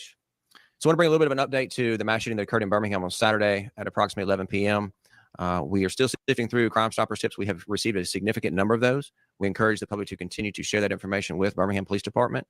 Our federal partners have been a tremendous help so far in working through a lot of the information and evidence that we have recovered. 12 of the victims that were injured have been released from the hospital. There are still 5 that are currently in the hospital as of today. Our detectives have been out really since this occurred, working. Back here in Birmingham, the 5 Point South community continues to search for answers as to why this shooting happened. WVTM 13's Bryce Oselin spoke to business owners who were concerned about how it will affect the area moving forward. Normally, this restaurant would be filled with people coming in and out of the door. I spoke with one local business owner who says that the mass shooting is affecting his pockets. It's very sad to see this happen very next to our business, and it does impact our business. Kentu Surma is the general manager of Bayleaf in 5 Points. Surma says business is normally booming on the weekends, but after recent events, We have like more than 16 reservations got canceled today. I got so many calls from so many people asking us we're okay or not. And of Cupcake McKinney. This Actually, I was requires one of trying to those same go type of moments when above you have this 22 to get back to where I citizens, was 22 trying to residents, 22 go. community members who have been shot in our community, where I think 4 it was unfortunately have this lost their one. Law enforcement are searching for suspects in a mass shooting that left 4 people dead and more than a dozen others hurt. This all happened Saturday night in a popular nightlife neighborhood in Birmingham, Alabama. Officers say that the suspects came to the area with an intended target. Very scary.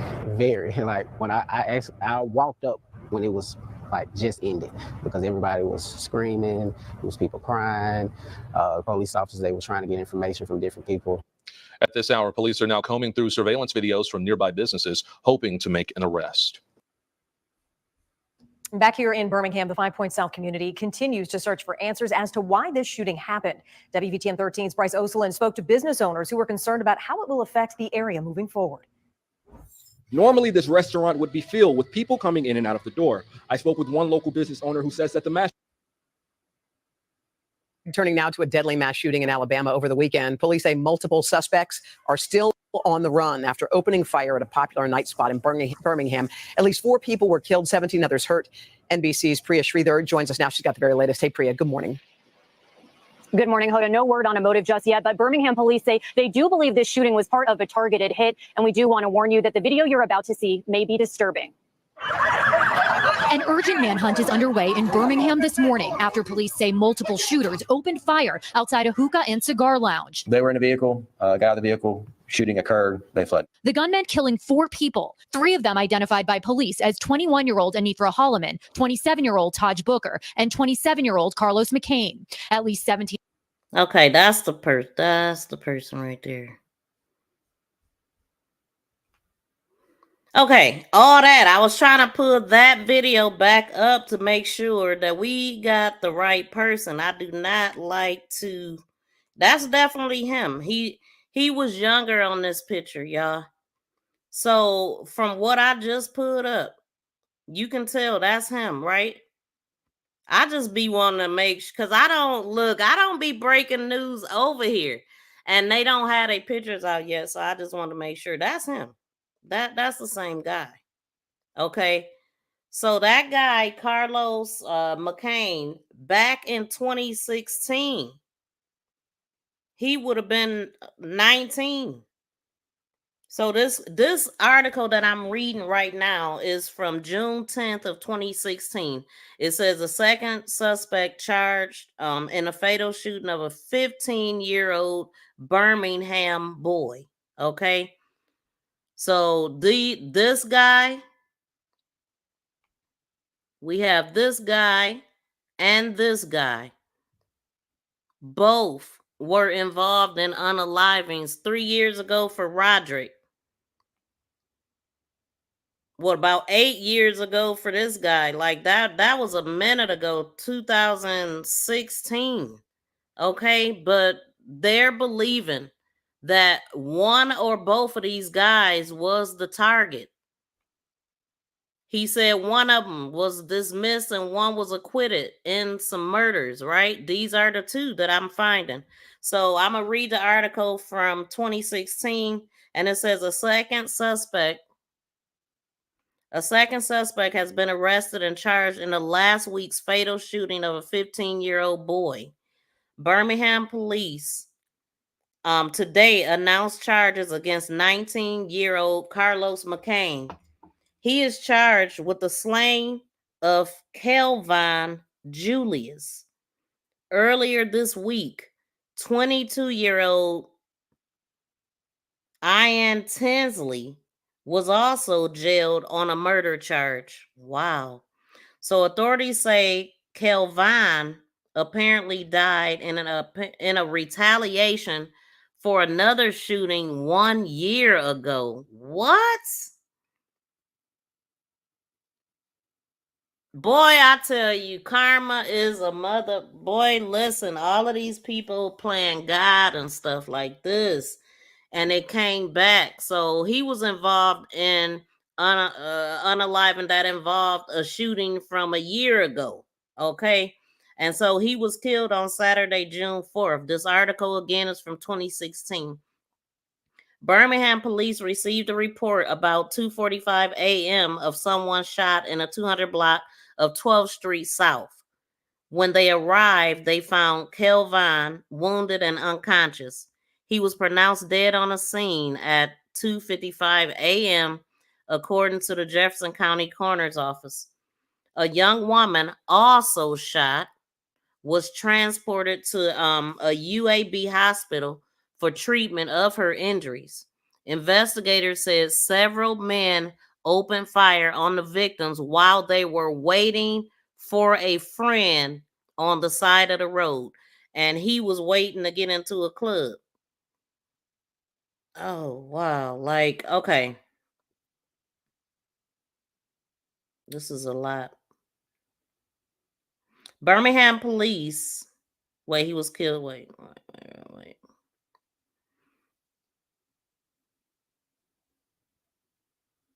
Okay. So the shooter fled the scene prior to the officer's arrival. Birmingham police spokesman Lieutenant Sean Edwards said investigators learned Kelvin was involved in a shooting during the summer of 2015, where Tinsley's cousin was the intended target.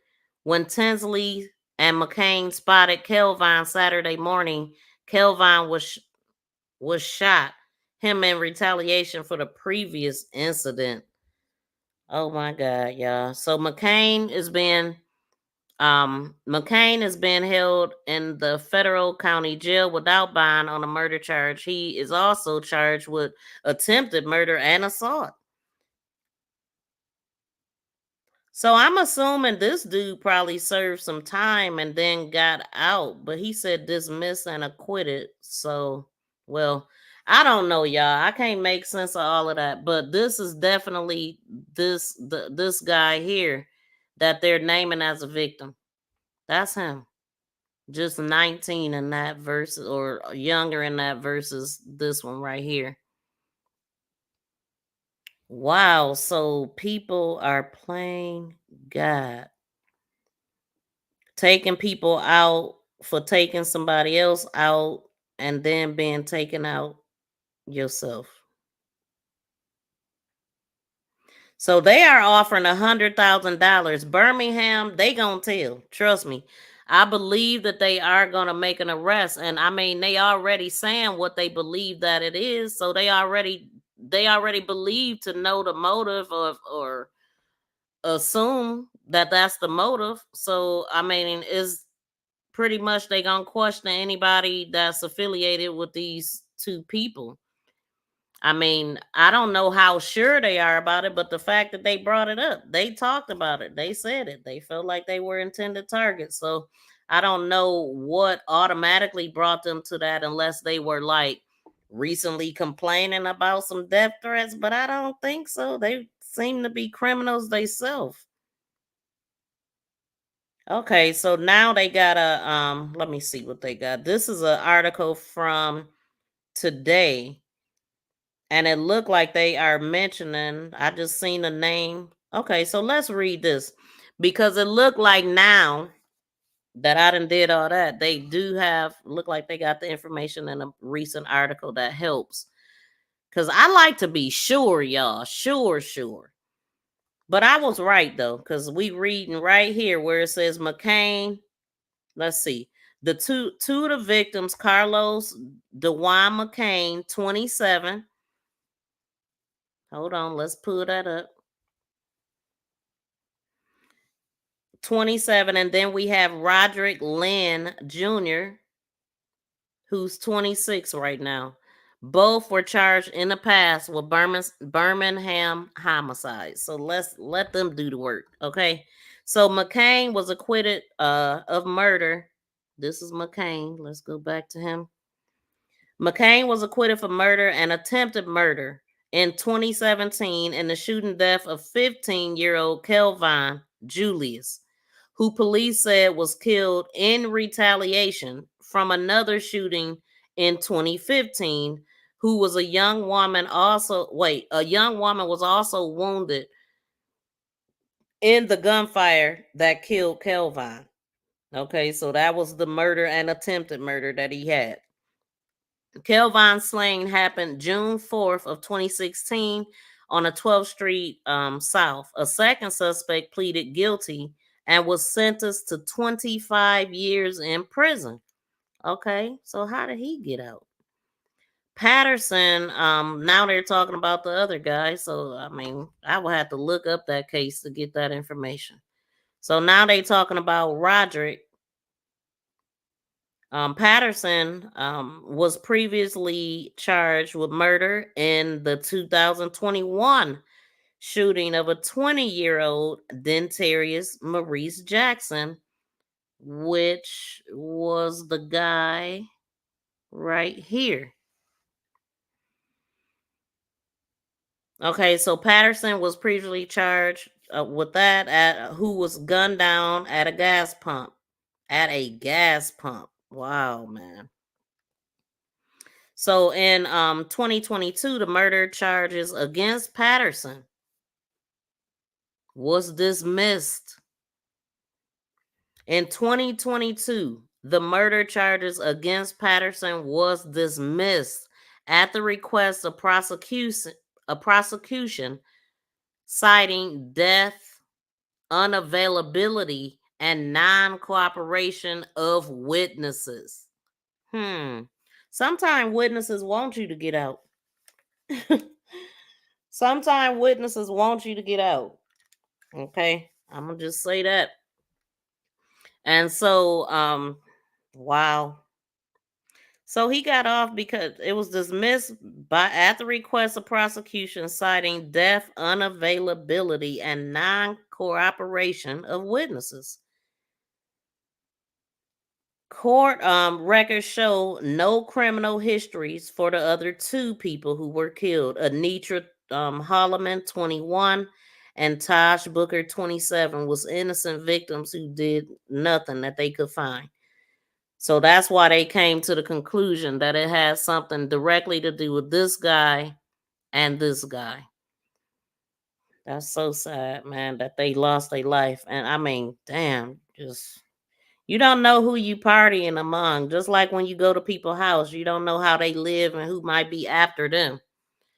Innocent people. So many people. Like, whoever did this was just... That's ridiculous. They didn't even care as long as they got them. So what makes them any better? Nothing. It's really sad. It's unfortunate. Nobody wins with this. Hold on.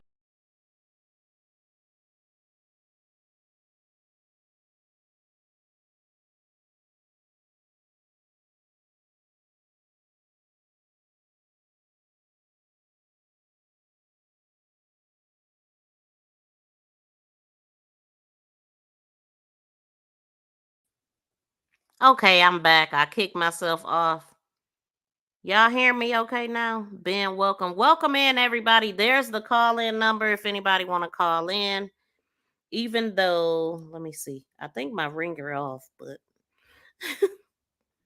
Okay, so let me finish reading this, y'all, because we want to get down to the bottom of things. So we have narrowed it down before finding this article. That's pretty good. I feel nervous about doing that, though.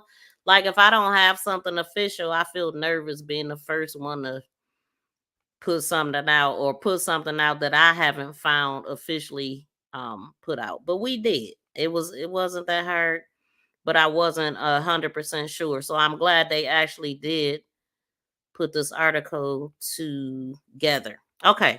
So it says some of the individuals killed have extensive criminal histories, and because of that, there's often motives or motivation from others, and there's people willing to pay to have them killed. So Thurman, Mayor Randall, and other law enforcement held a conference. Okay, so we seen that FBI special agent in charge announced that the award. So we heard all of that. All right, we just wanted to make sure.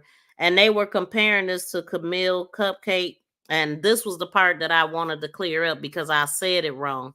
And it says previously they said the previous report was 25,000 after the abduction of Camille Cupcake McKinney. So the 3-year-old was abducted. Okay, yeah. So they were just saying that they had a reward for her, and I think they said that was the highest back then, and now they got this one for these guys at 50,000. That's what they said. I do believe. And so, well, shoot, that's what we wanted to figure out here. We wanted to figure out who were the people that they were talking about were the targets. And so let me put this back up.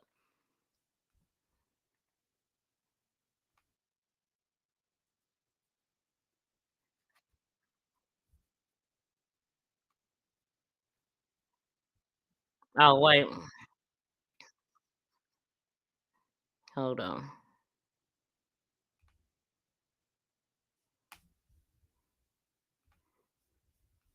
I'm going to put back up that part where he says that. And the other case that I am going to be touching on is the sheriff and the judge. Like, I really want to know, and I don't know if they have said it yet. Do y'all have any? I'm curious. What the heck what did the sheriff and the judge have going on that the sheriff would just do that to the judge? And I'm talking about they was good friends allegedly. They were respected in the community allegedly and all of this stuff. And it's just like, something is real shady. So I want to see what new information they came out with. And we're going to play this one here. Now she's got the very latest. Hey, Priya, good morning. Good morning, Hoda. No word on a motive just yet, but Birmingham police say they do believe this shooting was part of a targeted hit. And we do want to warn you that the video you're about to see may be disturbing. An urgent manhunt is underway in Birmingham this morning after police say multiple shooters opened fire outside a hookah and cigar lounge. They were in a vehicle, got out of the vehicle, shooting occurred, they fled. The gunman killing 4 people, 3 of them identified by police as 21-year-old Anithra Holloman, 27-year-old Taj Booker, and 27-year-old Carlos McCain. At least 17 others were also injured in what authorities are calling a targeted attack. We believe the individual that was targeted is among the deceased. We believe that there was a hit, if you will, on that particular person. It happened just after 11 p.m. on Saturday night in the 5 Points South area, a popular entertainment and nightlife district that's also home to the University of Alabama at Birmingham. I walked up when it was like just ended because everybody was screaming, there was people crying. An investigation is now underway, and authorities say they believe an automatic weapon was used after recovering over 100 shell casings at the scene. Derek Gunn tells me he was at a nearby bar with friends. The shots kept firing, pat, pat, pat, pat, in that fast, rapid. And then you hear pat, pat, pat, pat. And it's one on the ground. We're getting everybody in. Saturday's incident is one of several mass shootings in Birmingham this year. This is solvable. We owe it to the victims. We owe it to the victims' families. The police chief is asking the Birmingham community for their help in identifying the gunman, as it mourns the latest lives cut short to senseless gun violence. We know that there are people in our community who do have information, who know who's responsible, who know what led up to this and what transpired. And this shooting comes after the city of Birmingham partnered with U.S. attorneys and the ATF to create an initiative called Flip the Switch in an effort to get rid of machine gun conversion devices. Birmingham police say they do believe one of those devices, more commonly known as a switch, was used in Saturday night's shooting. Hoda? Right, Priya Sridhar-Forrest there in Birmingham. Priya, thanks. Hey, thanks for watching. Don't miss the Today Show every weekday at 11 a.m. Eastern, 8 Pacific on our streaming channel, Today All Day. To watch, head to today.com/allday or click the link right here. Hit that thumbs up, y'all. Please smack the thumbs up.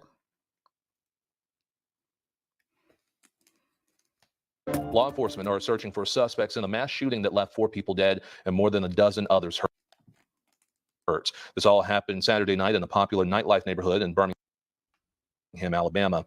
Officers say that the suspects came to the area with an intended target. Very scary.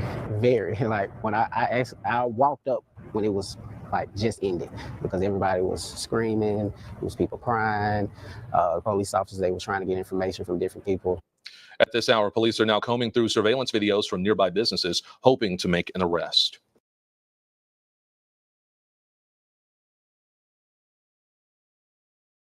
Back here in Birmingham, the 5 Points South community continues to search for answers as to why this shooting happened. WVTN 13's Bryce Oselin spoke to business owners who were concerned about how it will affect the area moving forward. Normally, this restaurant would be filled with people coming in and out of the door. I spoke with one local business owner who says that the mass shooting is affecting his pockets. It's very sad to see this happen very next to our business, and it does impact our business. Pintu Surma is the general manager of Bayleaf in 5 Points. Surma says business is normally booming on the weekends, but after recent events, We have like more than 16 reservations got canceled today. I got so many calls from so many people asking us we're okay or not, and I don't know what's wrong with this place. authorities continue their investigation. Surma says his community just doesn't feel like home anymore. It used to be very nice before, like 2-3 years back. It was beautiful. It's very nice. Business was very good, but right now, I would say hellhole. In Birmingham, Bryce Olson, WVTM 13.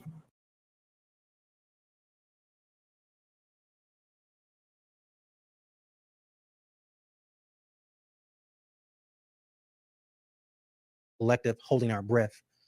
But I remember community action with the kidnapping of Cupcake McKinney. This requires one of those same type of moments when you have 22 citizens, 22 residents, 22 community members who have been shot in our community, where 4 unfortunately have lost their lives. We, the community, have to step up. That whole village approach that we saw, the unfortunate results, but we saw in real time.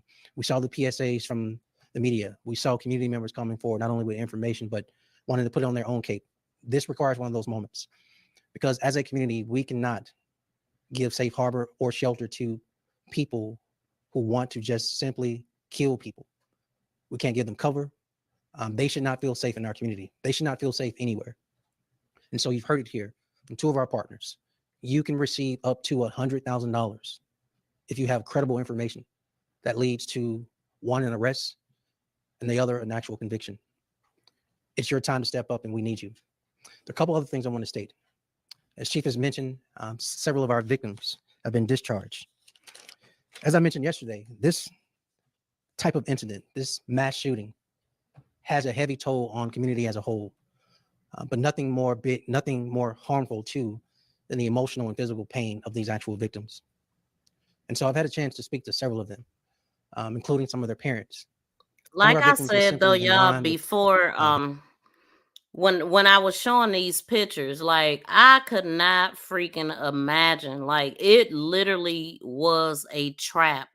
The way that let me move this. The way that is set up. The way that it's set up out there, that you got to go down some steps, and these people was standing up on the ground and the shooting down on the victims, like they was trapped. I mean, that's the way that it looked. You got to go it'll get to it, but I got a still shot here to show it before I go on to the next thing. But that is scary. Right there, they standing up, shooting down on the people. And when I did the map out, I couldn't tell how much, if they had to go back up the steps to come to get out of that, or if they could walk out of it some other way from where they were at.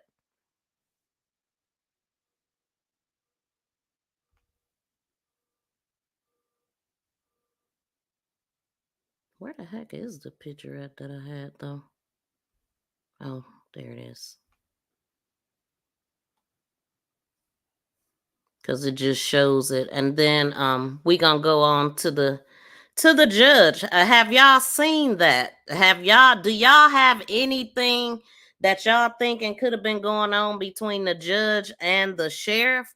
Because when I tell y'all, I always said that, like, the courts, they're like, they know each other. They work together. They're colleagues. They like the prosecution, I feel like they all be friends, our friends. Can y'all hear me?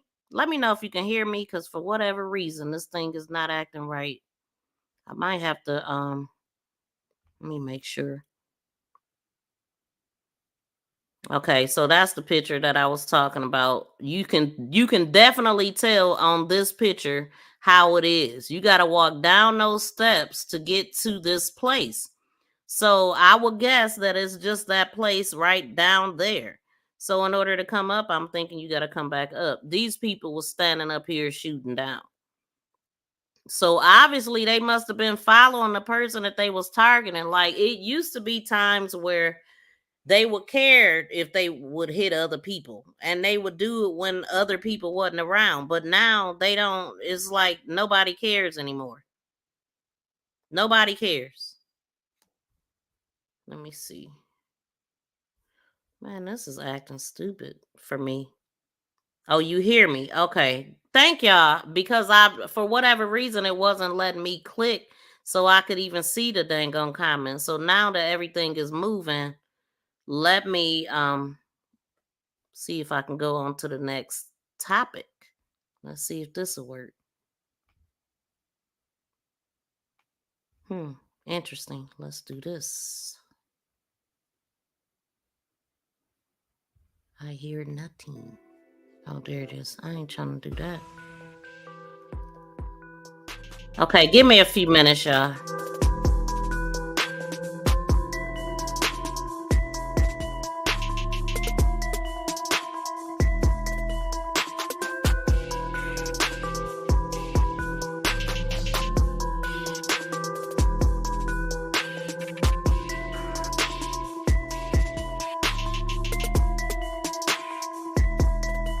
Lock his ass up. Lock his ass up. You going to jail. You going to jail. Lock his ass up. Lock his ass up. You going to jail. Please subscribe and press that notification bell and thumbs up. Please subscribe and press that notification bell and thumbs up. Please subscribe and press that notification bell and thumbs up. Please subscribe and press that notification. Thank you for sharing. Thank you.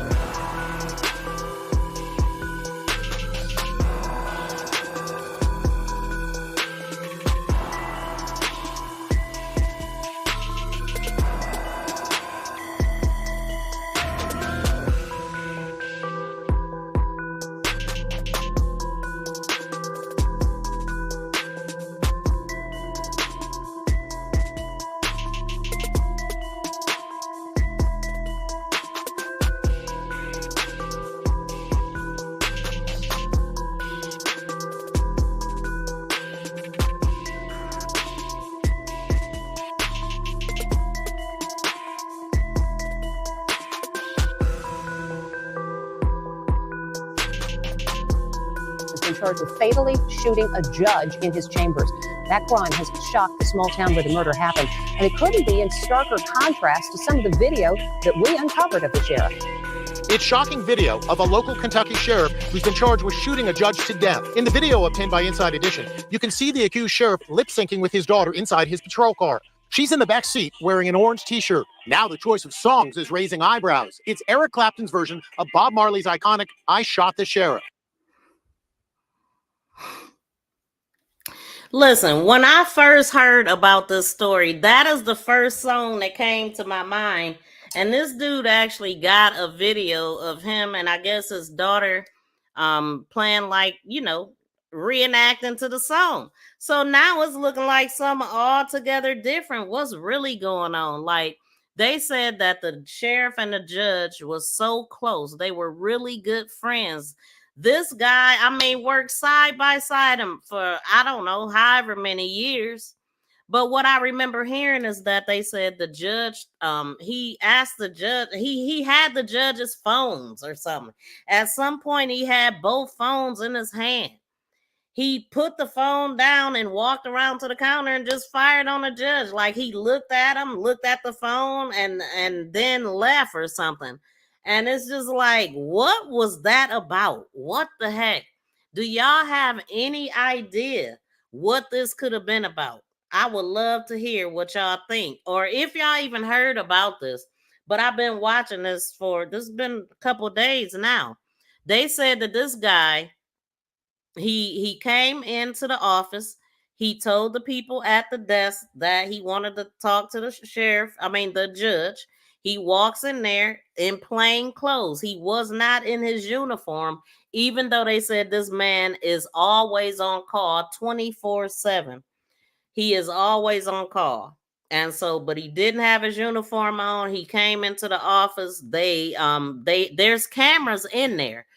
I don't know if it's audio to the cameras that they have in the judge's chambers, but they were able to see what was going on, because of the footage or whatever. But of course, they didn't tell us too much of nothing. But some of the things that somehow they got out of some people is that the guy just he grabbed the phone, he set the phone down, and then went around and fired on him, picked the phone up again and looked at it again and left. They said he went out the side door. He came back around to the front door and back in. And I think at some point he puts down his weapon and get arrested or whatever. However that happened. We gonna listen to it though. We gonna get into it. I'm gonna be looking for some more information though, because I haven't looked at this. At least yesterday I didn't look at anything. So let's see what they talking about. This is wild. What the heck? I mean, I'm like, with me, I'm like, what would make somebody that emotional? I'm thinking relationship or something, but I don't know. Like, what else get people in their feelings like that? Oh, another thing, I remember hearing that this guy allegedly was being accused of not disciplining somebody properly. Like, apparently there was somebody that was assaulted, the actual assault in the chambers, in the judge's chambers. Some old weird stuff, and they accusing him of not really doing what he should have done or something. And so let's see if we can get that, because I didn't have a full story. Like, we just learning about this stuff. Just a lot. It took them a minute to come up with that though, but let's go.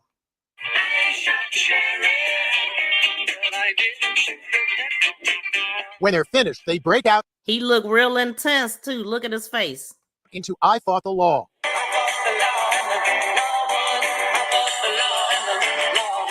Sheriff Sean Steins faces charges of shooting Judge Kevin Mullins inside his chambers in the town of Whitesburg, Kentucky. No motive is known. Now the sheriff, who once sang "I Shot the Sheriff," stands accused of shooting the judge. The sheriff and the judge were said to be fighting right before the gun went off. Investigators are trying to figure out what that argument was about. Yeah, y'all should know by now. Tell us something. We want to know. What the heck?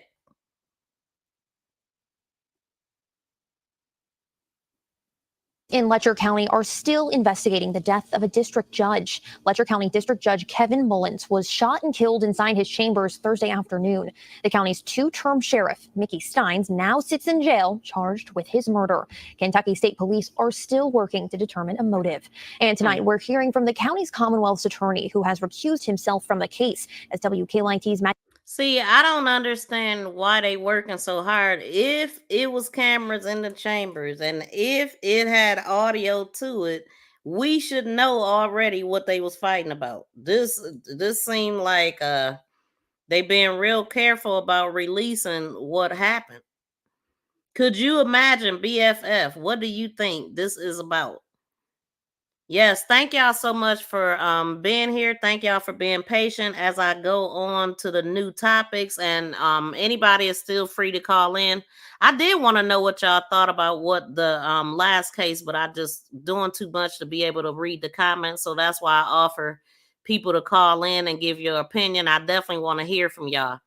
Do y'all have any opinions about the judge and the sheriff though? Like, I don't know.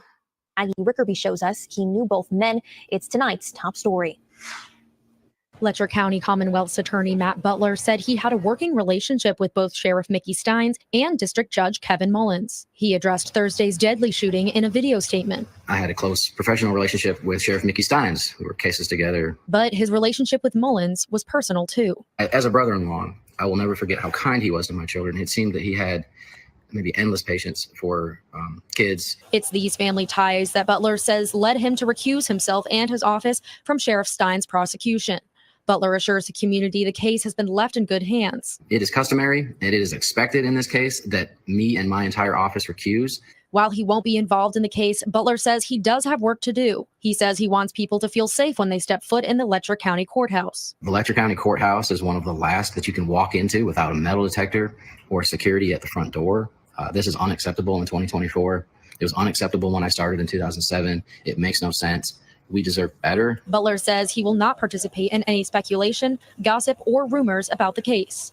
We're going to show love. We are not going to say anything that we would not want those children to hear. At the end of his statement, Butler offered his support to the community as the case continues. In Letcher County, Maggie Rickerby, WKYT. Kentucky courts are still looking for a judge who can hear the case. Normally, arraignments in Letcher County would be heard by Judge Mullins, the victim. The Commonwealth attorney assigned to handle the case says the arraignment will be next Wednesday. Steins will appear at the hearing remotely. He's currently being held in Leslie County. Funeral arrangements for Judge Kevin Mullins have now been set. A public visitation will be from 2 to 6 p.m. tomorrow at Jenkins Independent School. Services will begin in the gymnasium at 3.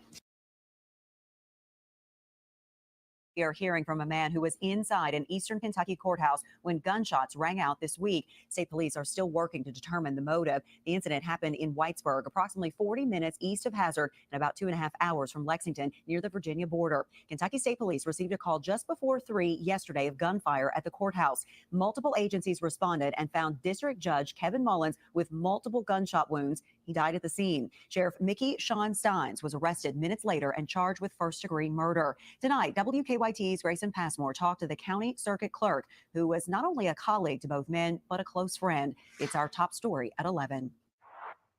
36 needs to be at Letcher County Courthouse. Got shots fired on the second floor. It's a tragedy that's rocking the small Letcher County community. We've not only lost our sheriff and our district judge, but I've lost 2 personal friends that I worked with daily.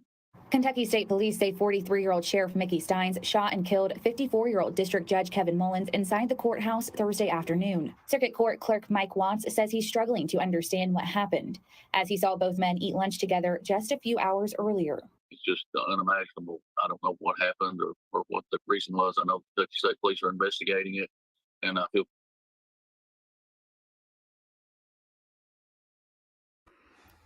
Yeah, what could have happened that quick? Now they just was eating lunch together. Like what? You can't trust the closest person to you. And this is actually the I'm gonna pull up this full interview right here with this guy because this is where I heard the most information from. So give me a minute to pull that up.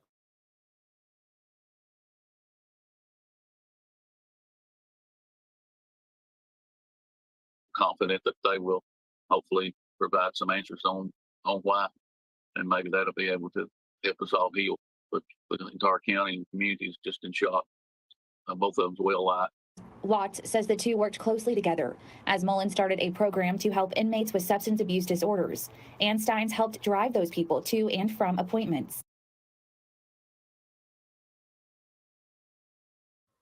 So he cares so much about people with substance abuse that he actually drove them to and fro their appointments. And then, oh my God, like I'm about to pull up this video because this is the News Nation videos where I heard the best information. And the guy didn't really want to tell us too much, but we gonna like try to dissect this a little bit, get what we can out of this. But I just feel like what? What are we hiding here? Just don't know.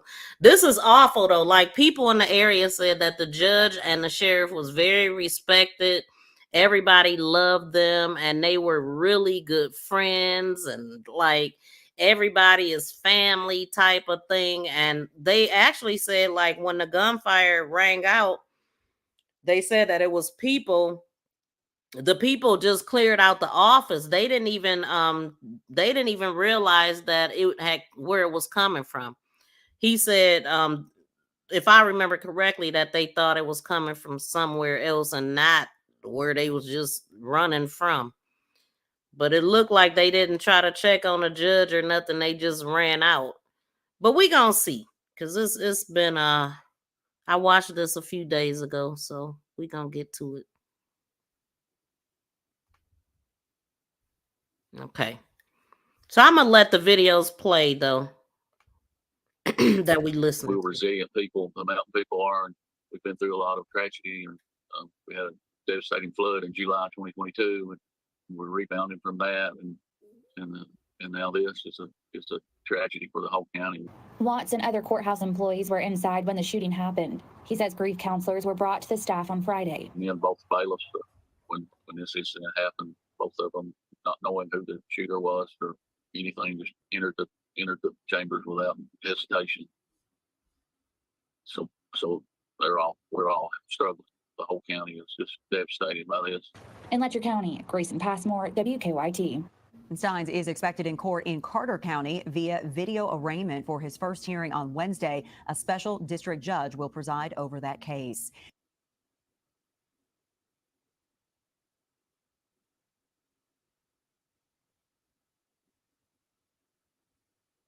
County, Kentucky was shot and killed today inside the courthouse where he works. And tonight, Kentucky State Police say the local sheriff is responsible. It's our top story here at 11. I'm Connie Leonard. Letcher County is in far southeastern Kentucky and on the border with Virginia. According to State Police, District Judge Kevin Mullins and Letcher County Sheriff Mickey Steins were in some sort of argument before Steins fatally shot Mullins.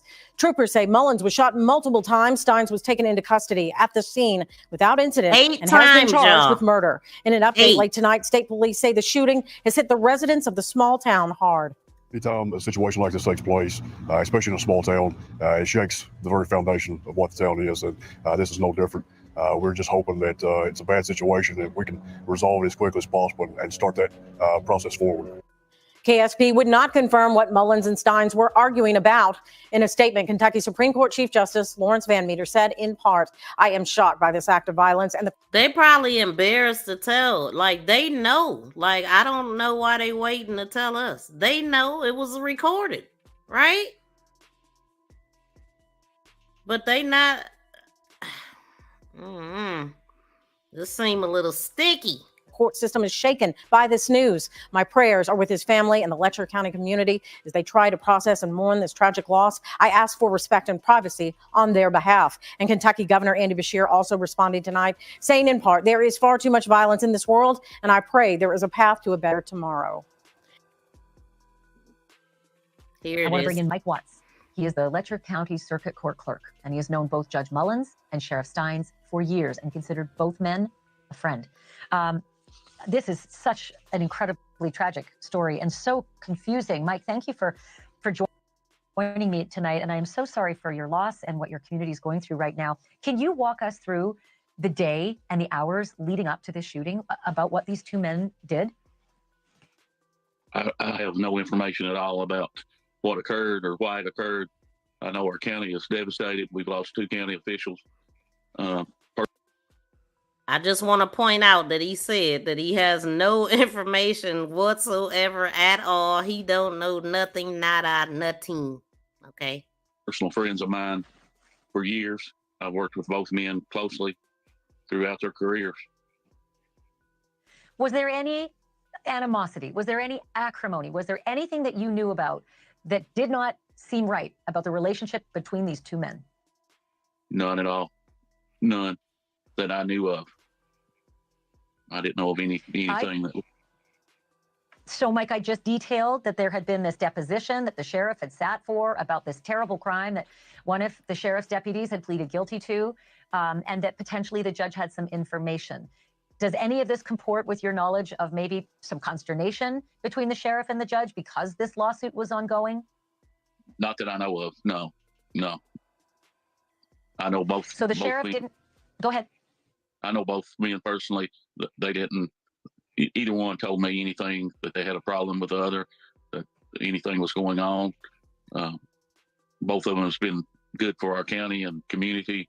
The whole county is just devastated over it. Both men have been active in the community. Is the whole county, including you, completely confounded by how or why this happened? Of course, yes. Nobody has a clue. No one has a clue that I know of.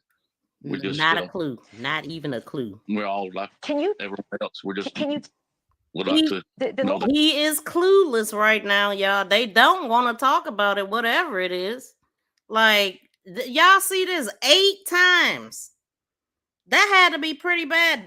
I mean, especially if they had already went to lunch together that day. Like, what? All of a sudden, I'm talking about whatever he did this for. it was on the judge's phone. And then why is he even looking at the judge's phone? But we gonna keep looking like what? I mean, I would never like go to a friend and be like, hand me your phone. I want to see what's on it. Like that sounds like a relationship. You know what I mean? Like, anyway, let's just keep it going. Paper, I'm sorry, we've got some crosstalk because of a delay, but I need to ask you, the local paper said that there's video in the judge's office, perhaps even in chambers, because the local paper says the video shows what happened. And I just laid out that both men looked at their phones right before the shooting and that the sheriff came around Judge Mullen's desk and opened fire 8 times. Both of the men looked at their phones right before it. Then he just comes around and fire on the guy 8 times after looking at each other. Was it a video or something? Was it a recording or some sort of like? I mean, it don't sound work related. It don't sound work related to me. But let's go. Is that accurate? Do you know of the video showing this? I know of the video. I've not seen the video. I'm not sure what it showed. Have you discussed the video? And Oh, now at first he didn't have a clue. Now he know about the video. But if he know about the video, that means he know what was on the video. But when she asked him the first time, he said that he didn't have a clue as to what was going on. He know what's going on. Let's go. Contents of the video with anybody else, court employees, witnesses, anyone else who could corroborate that, yes, indeed, that is what happened? That's my understanding. Oh, your understanding now. So just to be clear, it is your understanding that that is exactly what played out. See what I'm saying? This man, he know the whole story. He just don't want to tell us. But she getting it out of him. Come on, let's go. Tell us something more. What the local paper is reporting is shown on a video. You're telling me tonight that that series of events, in your understanding, did play out like that? Some of it did, I think. I think, from my understanding, Judge Mullins handed the sheriff his phone. The sheriff looked at both phones. He had 2 phones one phone in each hand. Judge Mullins handed the sheriff his phone. Why? Like what? He the judge though. That's why I said it ain't work related, because he is the judge, right? He the one that would be in charge of anything like that. And another thing, they said they couldn't arraign him either because he was the arraignment judge that he took out. So he, give me your phone, man. What? I just can't get over that. Let's go. The man that didn't know a damn thing at first. Let's go. Both phones. He had 2 phones in one phone in each. Judge Mullins handed the. I think from my understanding, Judge Mullins handed the sheriff his phone. The sheriff looked at both phones. Both phones, like, okay, so he handed him 1 phone or 2 phones, or is he saying he got his phone? And let's listen again. You're telling me tonight that that series of events, in your understanding, did play out like that? Some of it did, I think. I think from my understanding, Judge Mullins handed the sheriff his phone. The sheriff looked at both phones. He had 2 phones in one phone in each hand. Okay, was both of them the judges or one of them was his? He reviewed the phones. He laid the judge's phone back down and then stood up. Okay, so one was his phone and one was the judge's phone, I'm guessing. That don't even make sense. And then he goes and shoots the man. They had been seated prior to that when this phone exchange. He reviewed the phones. The sheriff his phone. The sheriff looked at both phones. He had 2 phones in one phone in each hand. He reviewed the phones. He laid the judge's phone back down and then stood up. They had been seated prior to that when this phone exchange happened? Yes. And was there an audible argument? Was there yelling? There was some reporting yesterday that they had been arguing. Is that what happened, or was it all quiet?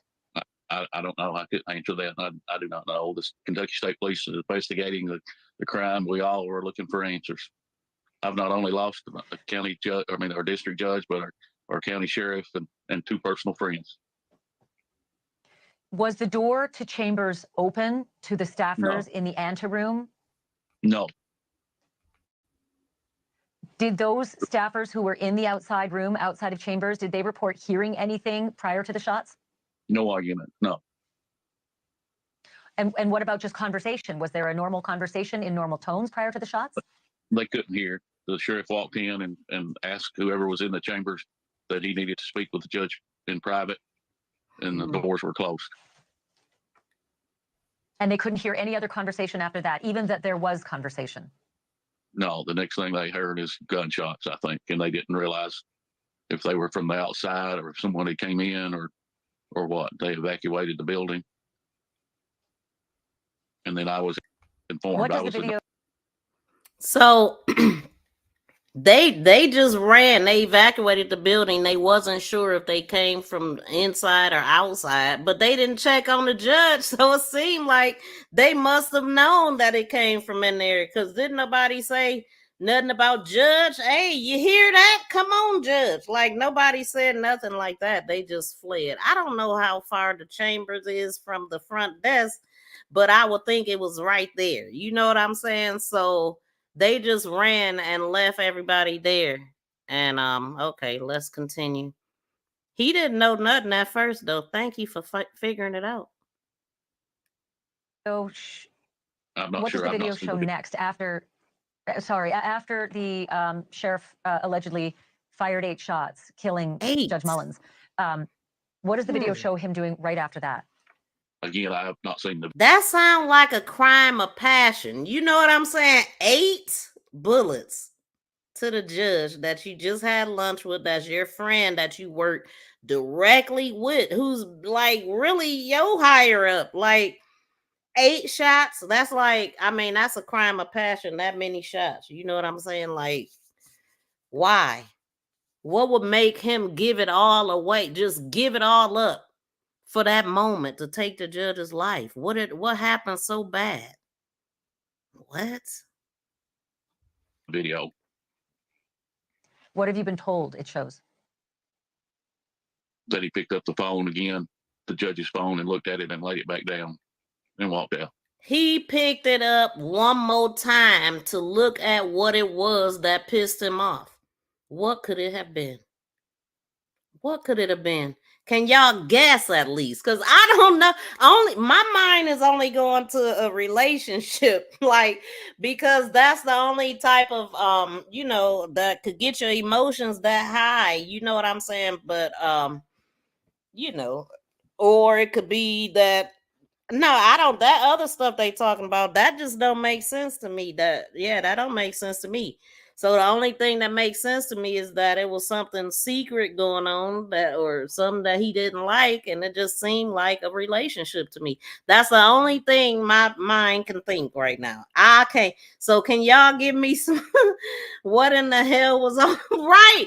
What was on the phone? Like what? Shout out to Angela. What could have possibly been on this man's phone that upset another man that he'd been working with for years? Like, what could possibly make him hit this man 8 times? That's very passionate. Whoa, you kind of sound like Kamala Harris. Well, I don't know what you mean by that, saucy, so saucy. You know what I'm saying? But I sound like Miss V, because that's whose channel you at right now.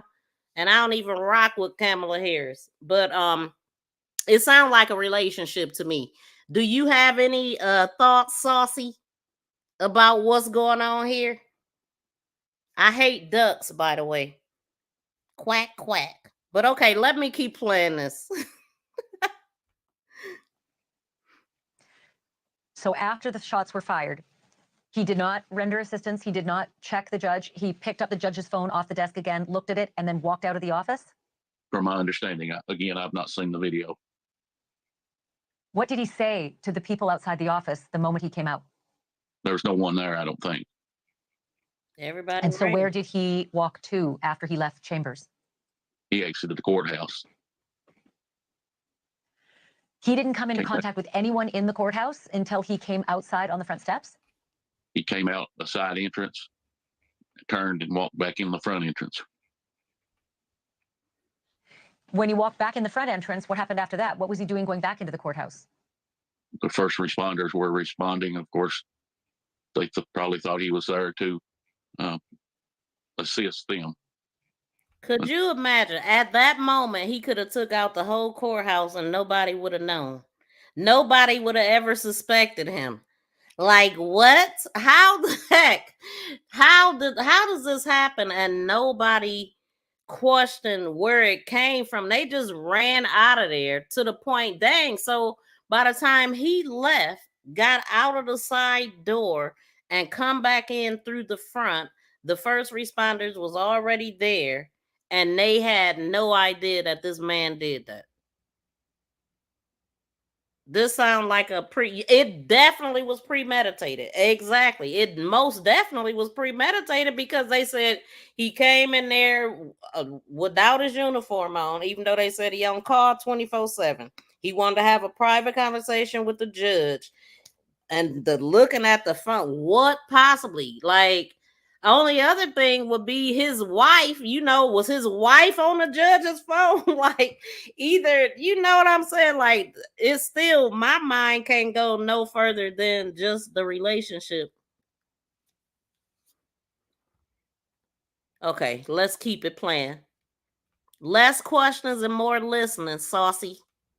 Until he walked back in the courthouse, back into the courtroom, is my understanding, and laid his revolver or his pistol down on one of the tables. At the very front of the courthouse, he laid is that his service revolver you're saying, or his service pistol? In the courtroom. He walked back in the courtroom. From my understanding, again, I didn't see the You video. could have blew everybody away. So Hold on. It was just my understanding. Service revolver you're saying, or his service pistol? Was there to assist them until he walked back in the courthouse, back into the courtroom, is my understanding, and laid his revolver or his pistol down on one of the tables. At the very front of the courthouse, he laid is that his service revolver you're saying, or his service pistol? In the courtroom. He walked back in the courtroom. So he came in there and turned his own self in. You know what I'm saying? They would have never arrested him. That's what, LOL BFF, that's what I said. Oh, you did? Let me see, because I did see you when you was like, I don't know. Wait a minute. You said maybe the judge was having an affair with his wife. Boy, hey, see? So we both, the only thing we can think is relationships, right? Angela, can you think of anything? It's horrible. I'm just like, I really want to know what the hell could it have been besides a relationship. No man should ever be that emotional about anything over the phone. But let's just say, okay, because they entertained the fact that he didn't, the sheriff didn't discipline the deputy or didn't turn the deputy in that had sexually assaulted somebody. I'm talking about the real deal assault in the judge's chamber. So that makes me wonder what the heck is going on in with the judge, that things is happening around him like that. Like, and yeah, so I think they're gonna get to that part because I think I heard it here. Let's go. My understanding, again, I didn't see the video, so I'm not. It's just my understanding that he walked back in the courtroom and took his pistol out and laid it on one of the attorney tables. And then surrendered to the responders who were in that courtroom? That's my understanding. And can you just tell me again, was it his service pistol or was it his personal weapon? I do not know. Was he in uniform? He was not. Was he on duty? He was on duty 24 hours, 7 days a week. These are both honorable men. These both are honorable. They were elected by the good citizens of Letcher County. They both served admirably in their positions they held. Sheriff Steins fought the drug epidemic with everything he had in he worked 24 hours, 7 days a week. Judge Mullins was a very strong component of, instead of incarcerating individuals, after years being on the bench, he realized that it wasn't working, and he was working along with Sheriff Steins to get people in treatment and giving them a second chance. So, Mike, I'm glad you said that, because one of my big questions has been, because the judge had a different viewpoint on incarcerating people with drug offenses and favored instead rehabilitation, was that a point of contention between the sheriff and the judge, or did they work together in concert on that theory? They worked together, hand in hand. Sheriff Steins would take them to treatment. He would offer people to come into his office and voluntarily go and not be arrested to treatment. Do you suspect then that any consternation that may have led to the shooting then is likely from the other issue, and that was what the federal lawsuit was about, and the criminal case with the other bailiff and sheriff's deputy? Is that what you suspect this is then about? I have no idea. I don't want to speculate. There's two families that's lost loved ones. Our county is devastated by this loss. We're a strong mountain community. We've been through a lot. We had a July 2022 flood that devastated the county. Both men delivered supplies to flood victims. I have no idea what happened. Mike Watts, I reiterate my condolences to you having lost your friend, and then I am so sorry that you're going through this additional trauma of dealing with whatever it was that may have driven the sheriff to do this. I know it's alleged right now, but my goodness, these facts are troubling. Mr. Watts, thank you. I'm going to call on you again. I do appreciate this tonight. Thanks for watching. Go to joinnn.com to Makes find no News Nation sense on your to me screen. at And all. don't forget to click the red subscribe button below to get more of News Nation's fact-driven, unbiased They coverage. gotta know something else more by now. I think he had court. She's a reporter with News Nation affiliate WJHL. She's outside the courthouse where that shooting happened. Gianna, this is just an incredible story. I mean, you're young, I'm not, and I've been at this game a long time, and I have never, ever seen a story like this. What do you know about what happened today?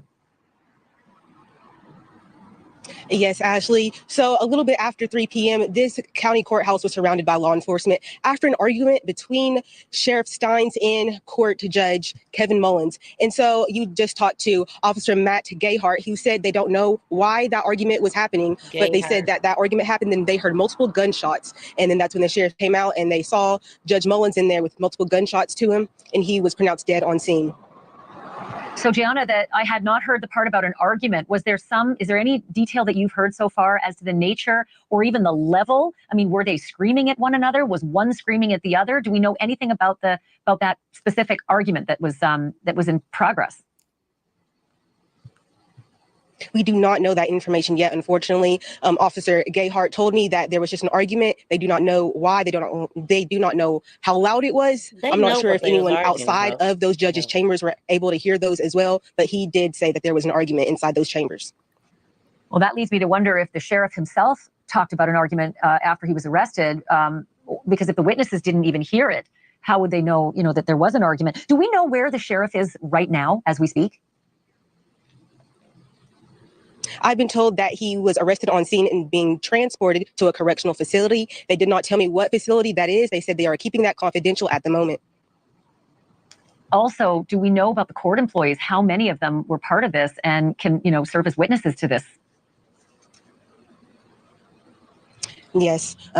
Officer Gayhart told me that he doesn't know how many were in there, but he said there were multiple witnesses outside of those judges' chambers, just in the building, in the general area of the courthouse. He said that they are being interviewed. Some of them probably already have been interviewed, and every single one of them will be talked to about this during this investigation. And last question, Gianna, and that is, do we have any idea what the relationship was between these two men, between Judge Mullins and Sheriff Steins? Yes, we're still gathering information about that. I do not know what that relationship is. I do not know how closely they used to work together. I'm not sure of that information, but we will find that out when we get that information. Gianna Scurry, thank you so much from our News Nation affiliate WJHL. We'll tap into you a little bit later to see if you have any other breaking information for us. Thanks for watching. Go to joinnn.com to find News Nation on your screen. And don't forget to click the red subscribe button below to get more of News Nation's. I actually think that's the last video I got in here, but I'm still I'm going to see if I can find an article to tell us something. The fact that there were cameras in the chambers and they got audio, they got their phones, they got the information. For whatever reason, they don't want to tell us yet. Okay, maybe they trying to make sense of it. This was a it sounded like it was a small, close town, close knit town where they really don't want to say. Fatally shot just opposed her. So I want to. It seemed like this one is talking about the RAPE allegations that happened. So let's see if we can make some sense of that. So the sheriff was deposed in a lawsuit. So hold on. Okay, so a Kentucky sheriff charged with fatally unaliving a judge inside his chambers on Thursday was accused in a lawsuit earlier this week of failing. So earlier this week for failing to investigate claims that a local deputy had actually assaulted a woman who were under house arrest. So she was under house arrest. It wasn't in the judge's chamber. She was on house arrest. Okay. Letcher County Sheriff Sean Steins, age 43, was deposed in a lawsuit filed on Monday by two women, one of whom alleged that a deputy forced her to have sex inside the same. Oh, it did say the judge's chambers. Listen here, let me quit doubting myself. Hold on, it definitely happened. Wait a minute, y'all. That's what I'm saying. How do stuff happen in the judge's chambers?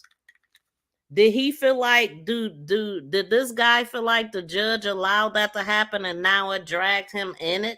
Could it really be just about that? Would it been could the judge have known about this and didn't alert the guy about it? Could it really be just about this case? And so let's read that again. Letchers County Sheriff Sean Steins, 43, was deposed in a lawsuit filed just Monday by two women, one of whom alleged that a deputy forced her to have sex inside the same judge's chambers where the shooting took place.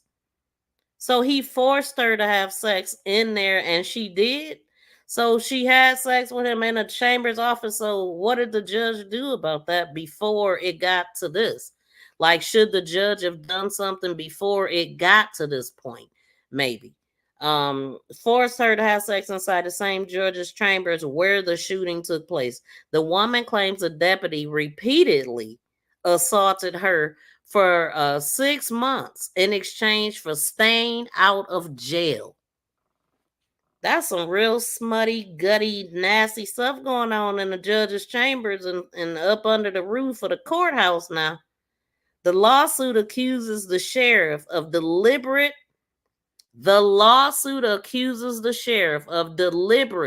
indifference in failing to adequately train and supervise the deputy.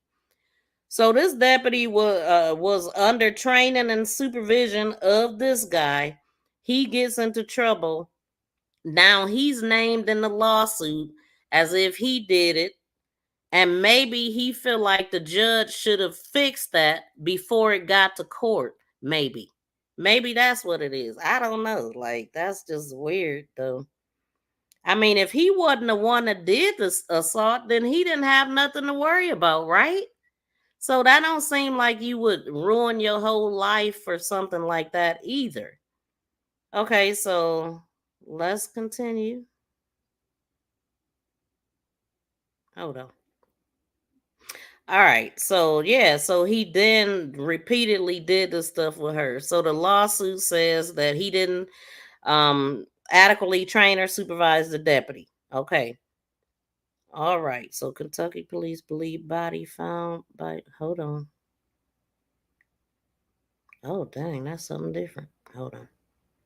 So the deposition came just 3 days before District Judge Kevin Mullins, 54, was fired upon 8 times by his buddy, his numero uno. This guy is his right-hand man, the one that protects him in court, the one that's there by his side all the time.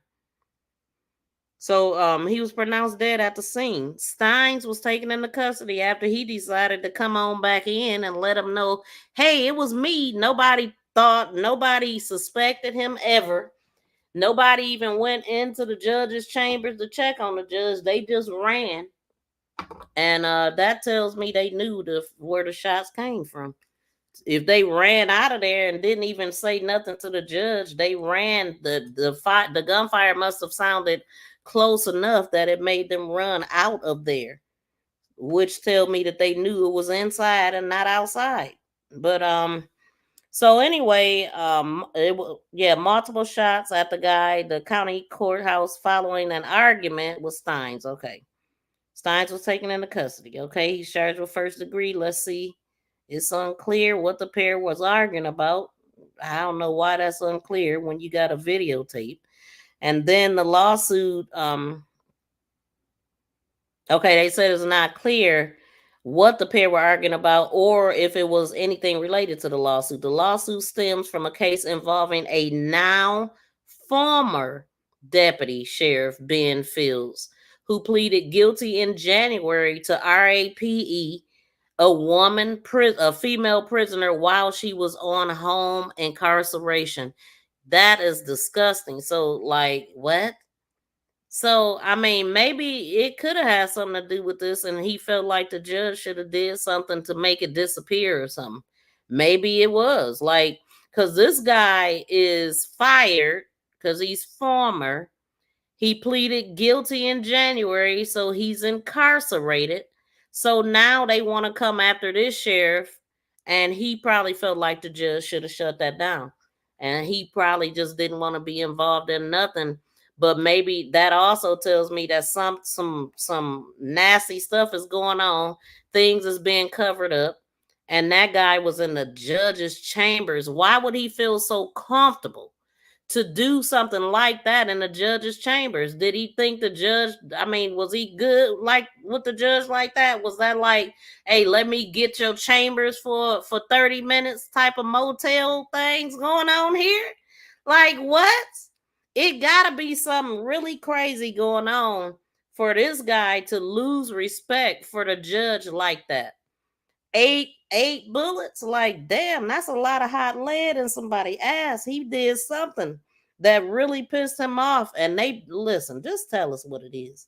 Y'all know videos don't lie, okay? Pictures do, because look at the pictures we looking at right here, except for that one of him standing there as a prisoner. So damn, like, so if he was willing to go to prison anyway, was it gonna be some stuff said about him that could be proven? Because if it was nothing, if he had nothing to do with that incident, why would he go this far? Why would he be willing to go to jail anyway? It just don't make sense to me. But anyway, so the lawsuit stems from a case involving the now former deputy sheriff Ben Fields, who pleaded guilty in January to RAP in a female prisoner while incarcerated on house arrest, but he did this in the judge's chambers. So Fields, who formerly worked as a deputy jailer, and I guess the deputy jailer is the ones that come in and bring the prisoners to court, I guess, and they take them back. I'm not sure, but I'm just guessing. Because the fact that he was in the judge's chambers tells me that he works close with the judge. So he must be the one that do that. But yeah, that's what they said, I'm assuming. So, all right. So it says he formerly worked as a deputy jailer, was sentenced this year to only 6 months in jail. Wait a minute. So he was sentenced this year to 6 months in jail and then 6.5 years on probation. That's all you had? What? But okay, now let's say that this deputy was involved in that.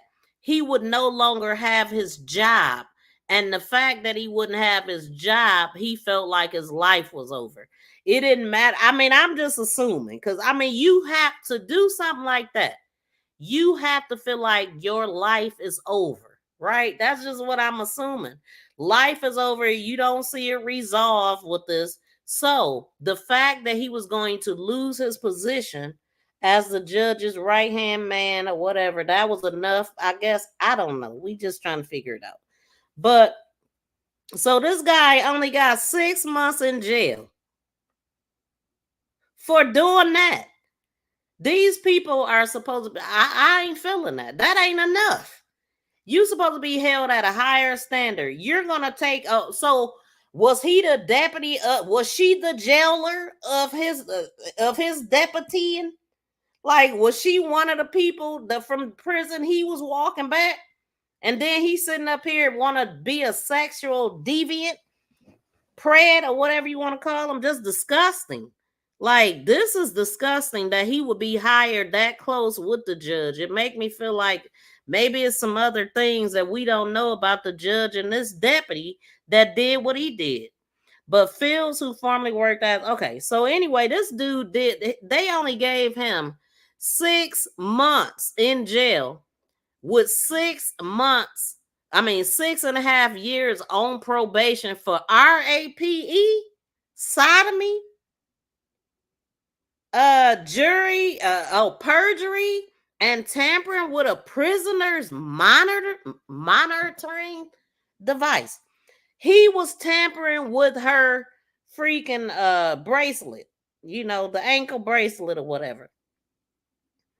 And the Mountain Eagles reported 3 charges related to a second woman was dismissed because she's now dead, and so is the damn judge. Now, we gonna dismiss anything else? I don't care if she dead or not. If he did something to her, he need to go down for it. Having died from she died from a drug overdose, and he probably helped her die because he did that to her. Even if a person is dead, he alive, he should have still got tried for it. Unless I had to go to trial and they needed her to testify and all that kind of stuff. But I'm just saying, this is a bunch of mess. So prisoners under house arrest are required to pay for electronic monitoring. And the woman claimed Fields told them that he would not make them pay for the monitor if they would do him favors.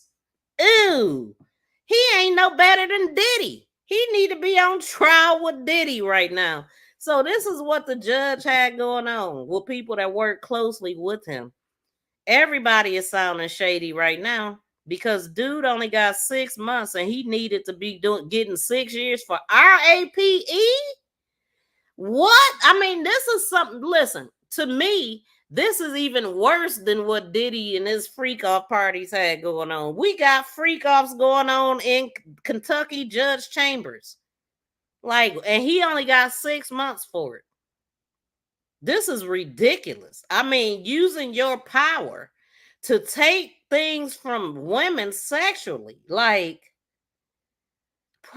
making promises. No, Diddy made promises. Oh, I'm gonna make you a star. I'm gonna give you this Lamborghini. This gonna be your mansion. What's the difference with this guy? He got 6 freaking months. I'm not feeling that. So Fields disabled the woman's devices and told the monitoring company that bail conditions have been changed. So the devices were not required. He then used threats to arrest, to force the woman to have sex with him. He then used threats of arrest to force the woman to have sex with him, according to the Mountain Eagle. You got to be shitting me. Wow. This dude was above the law. Do you know how dangerous this person is? And they only gave him 6 months in prison. Let me tell you, this is a dangerous rapist. I'm going to just say it. You know why? Because this is what he is for real. But he was able to put a uniform on and do it legally. and get less time because you had that uniform on. This was premeditated for him to get into this just for this reason. That means, I mean, how many other people have he done this to? Do we believe that this was his first time giving him 6 months? You're willing to chance being on a camera. I mean, all of the stuff he did. Who was he powered by? Why did he think he would get away with this? What was his relationship to the judge? The reason why he felt like it was the judge's fault. Was he related to the judge? Did the judge hire him, really want him? Did he fight for him? Did he overlook some things? Was this the judge's fault? But if he only got 6 months, surely this guy wouldn't have got much time if he wasn't involved in sticking it where it ain't supposed to freaking be.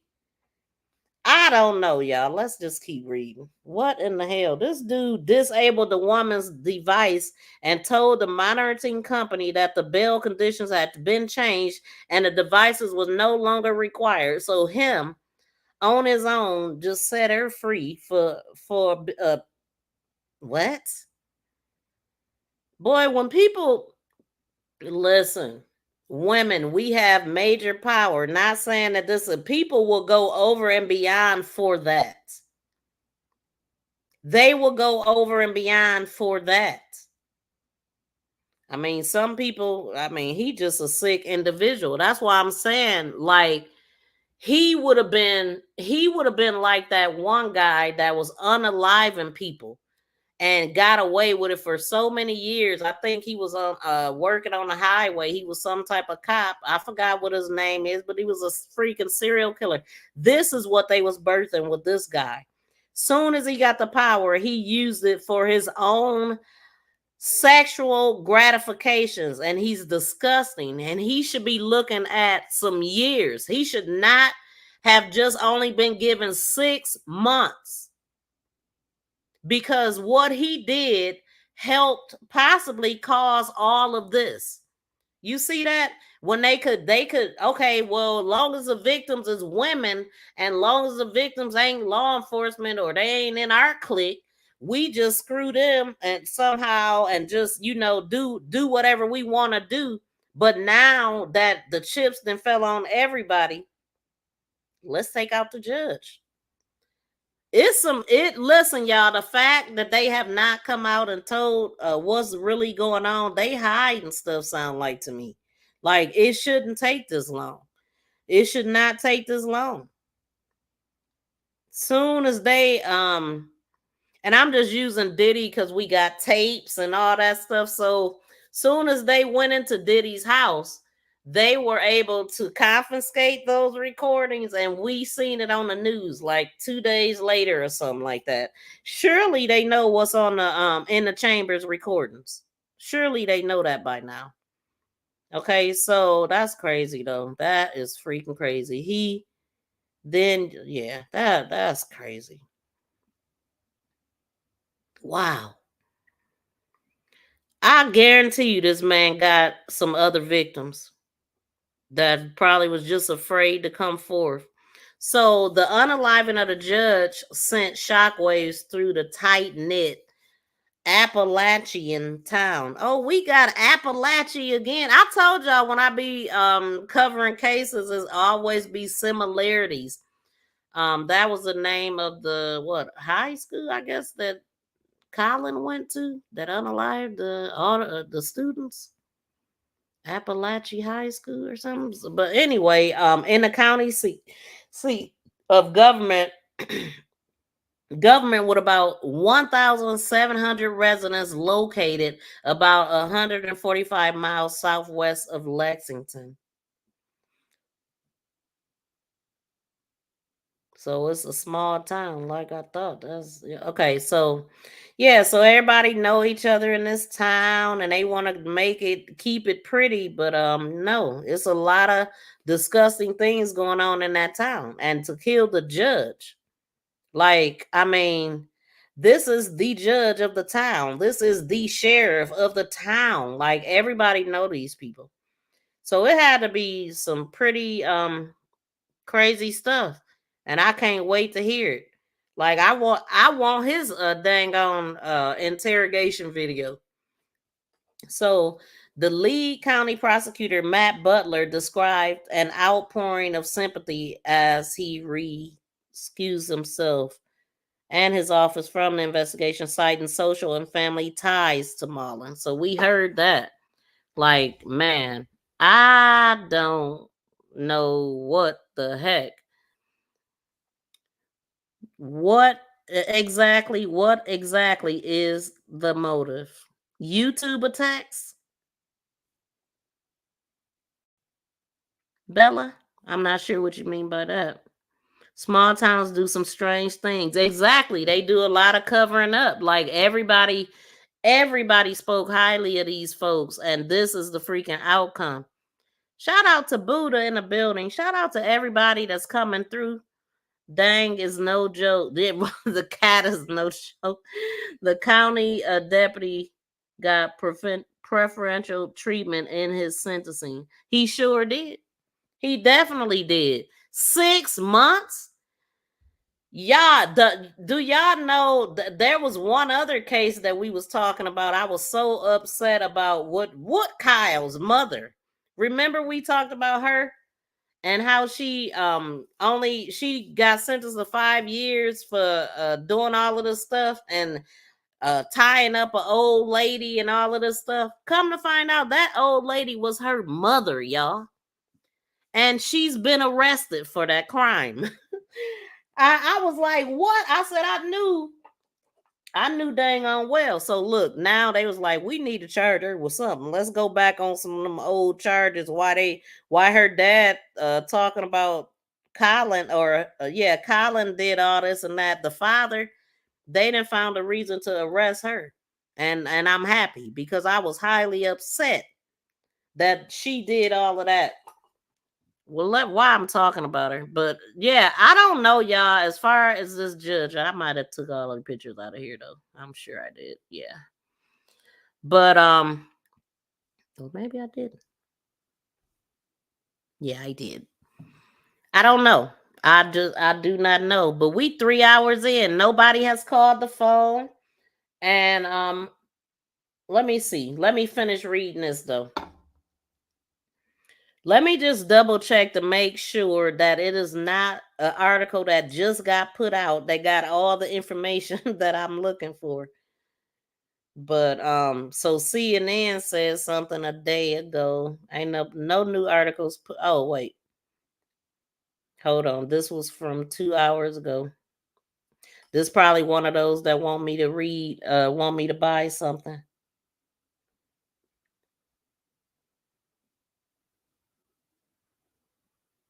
So this happened around 3 p.m. on Thursday. And then I don't even think a 911 call or anything was released. I haven't heard about a 911 call or nothing. But let me make sure. I might not have played all these videos, or did I? Give me 1 second, y'all. While I'm doing this, take time out to smack that thumbs up. You know what I'm saying? The 29 people in the building, if you have not smacked the thumbs up, please take this opportunity to do so. That helps shoot the video, and the algorithm help YouTube know that y'all enjoying the video. But as far as the sheriff, I mean, lock his ass up. Lock his ass up. You going to jail. You going to jail. Lock his ass up. Lock his ass up. You going to I just don't know why the man was so willing to ruin all of his life like that. I don't know. Do y'all think that that information that I just read is enough to have possibly made this guy do what he did? Do y'all think we got the motive? Because to me, it's just not enough. You know what I'm saying? Especially with the actual guy that did not get time himself, right? He only got 6 months. Of course, he lost his job. But would that be worth you saying, you know what, I'm going to just fire on a judge 8 times and I'm going to spend the rest of my life in prison? It do not make sense to me. It do not. And then another thing, they had to have had a press conference about this. And well, actually, they was dancing around it, acting like they didn't know nothing. Y'all know exactly what's going on. I guess they gonna save it for court. I guess that's what they gonna do. Are they live on anything? But pretty much that is it. And I gotta get out of here anyway. Shoot, I forgot I was supposed to be out of here. Yeah, I gotta get out of here anyway. Let's see what this guy is saying. What are you talking about? News yesterday, and I don't know that we've ever had a sheriff, a judge killed in the courthouse by a sheriff before in the history. We wondered, was there a connection between the ongoing lawsuit we filed and the timing of all this? I just don't know. Yeah, it's just only 10 seconds because that's all the time we've got. But was the sheriff at all agitated during the deposition? Defensive, angry? Probably all of those. I want to bring in Mike Watts. He is the Letcher County. All right. Well, clearly you were touching a nerve of some kind. Ned Pillersdorf, please. Lancaster County, Kentucky was shot and killed today inside the court. Learn any more information. This is an unbelievable story, and we appreciate you joining us tonight. Thanks so much for watching. Okay, so that was something from a couple of days ago. And so what we know, let's see what this guy said. An Eastern Kentucky sheriff was charged with shooting and Nah, he ain't talking about nothing. Hold on. He ain't talking about nothing. Nothing. But that's it, y'all. That is it. Thank y'all so much for tuning in. I am gonna look at the comments for a minute. Let me at least scroll. Got muted when you spoke about the judge. Oh, I got muted. Or you got muted.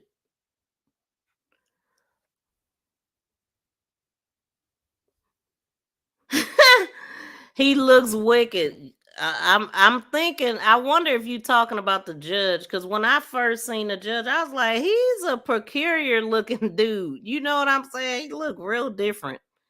Really different. But they said they was buddies. Buddy old pals. Like, I mean, they was real close.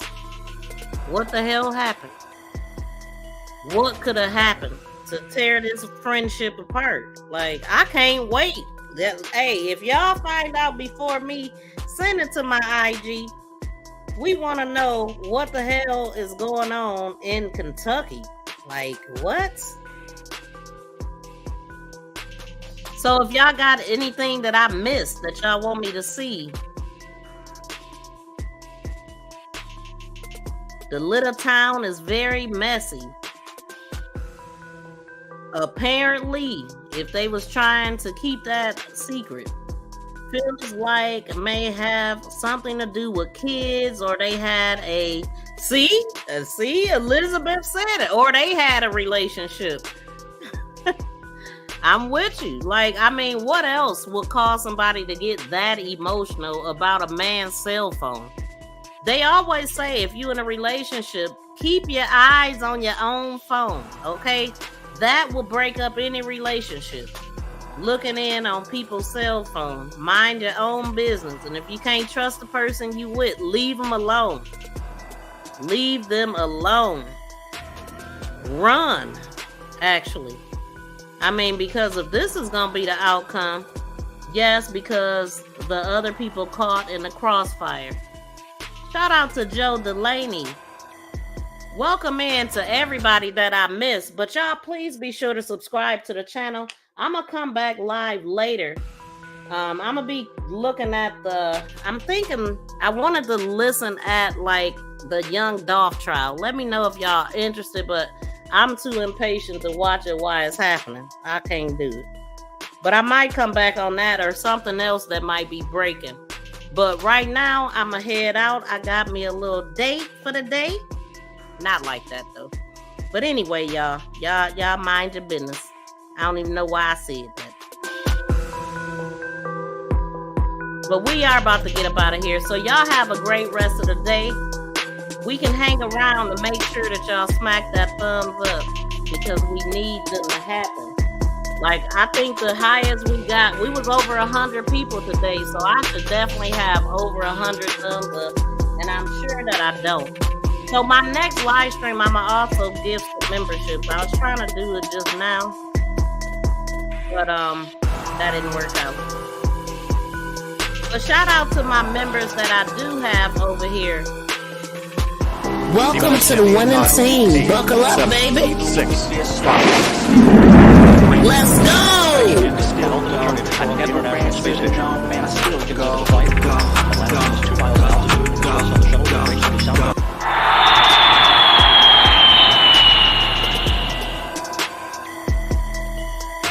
All right, y'all. We're going to get up out of here. I will see y'all in the next video. Peace and love. Please subscribe and press that notification bell and thumbs up.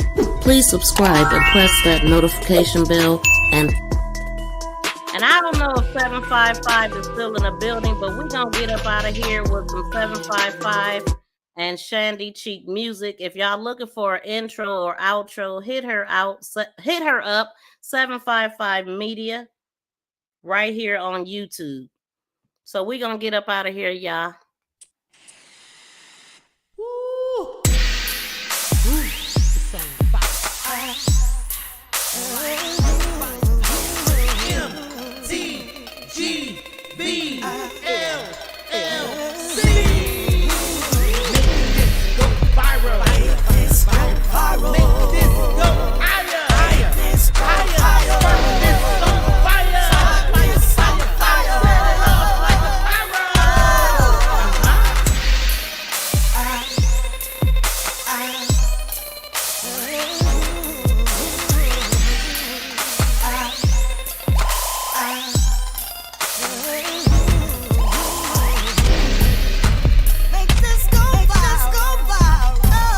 Let's go. Shout out to BFF. Thank y'all for tuning in to Make This Go Viral Crime Podcast. MTGV. And my name is Miss B. For people that don't know. Make this go viral. Make this go viral. Make this go higher. Higher.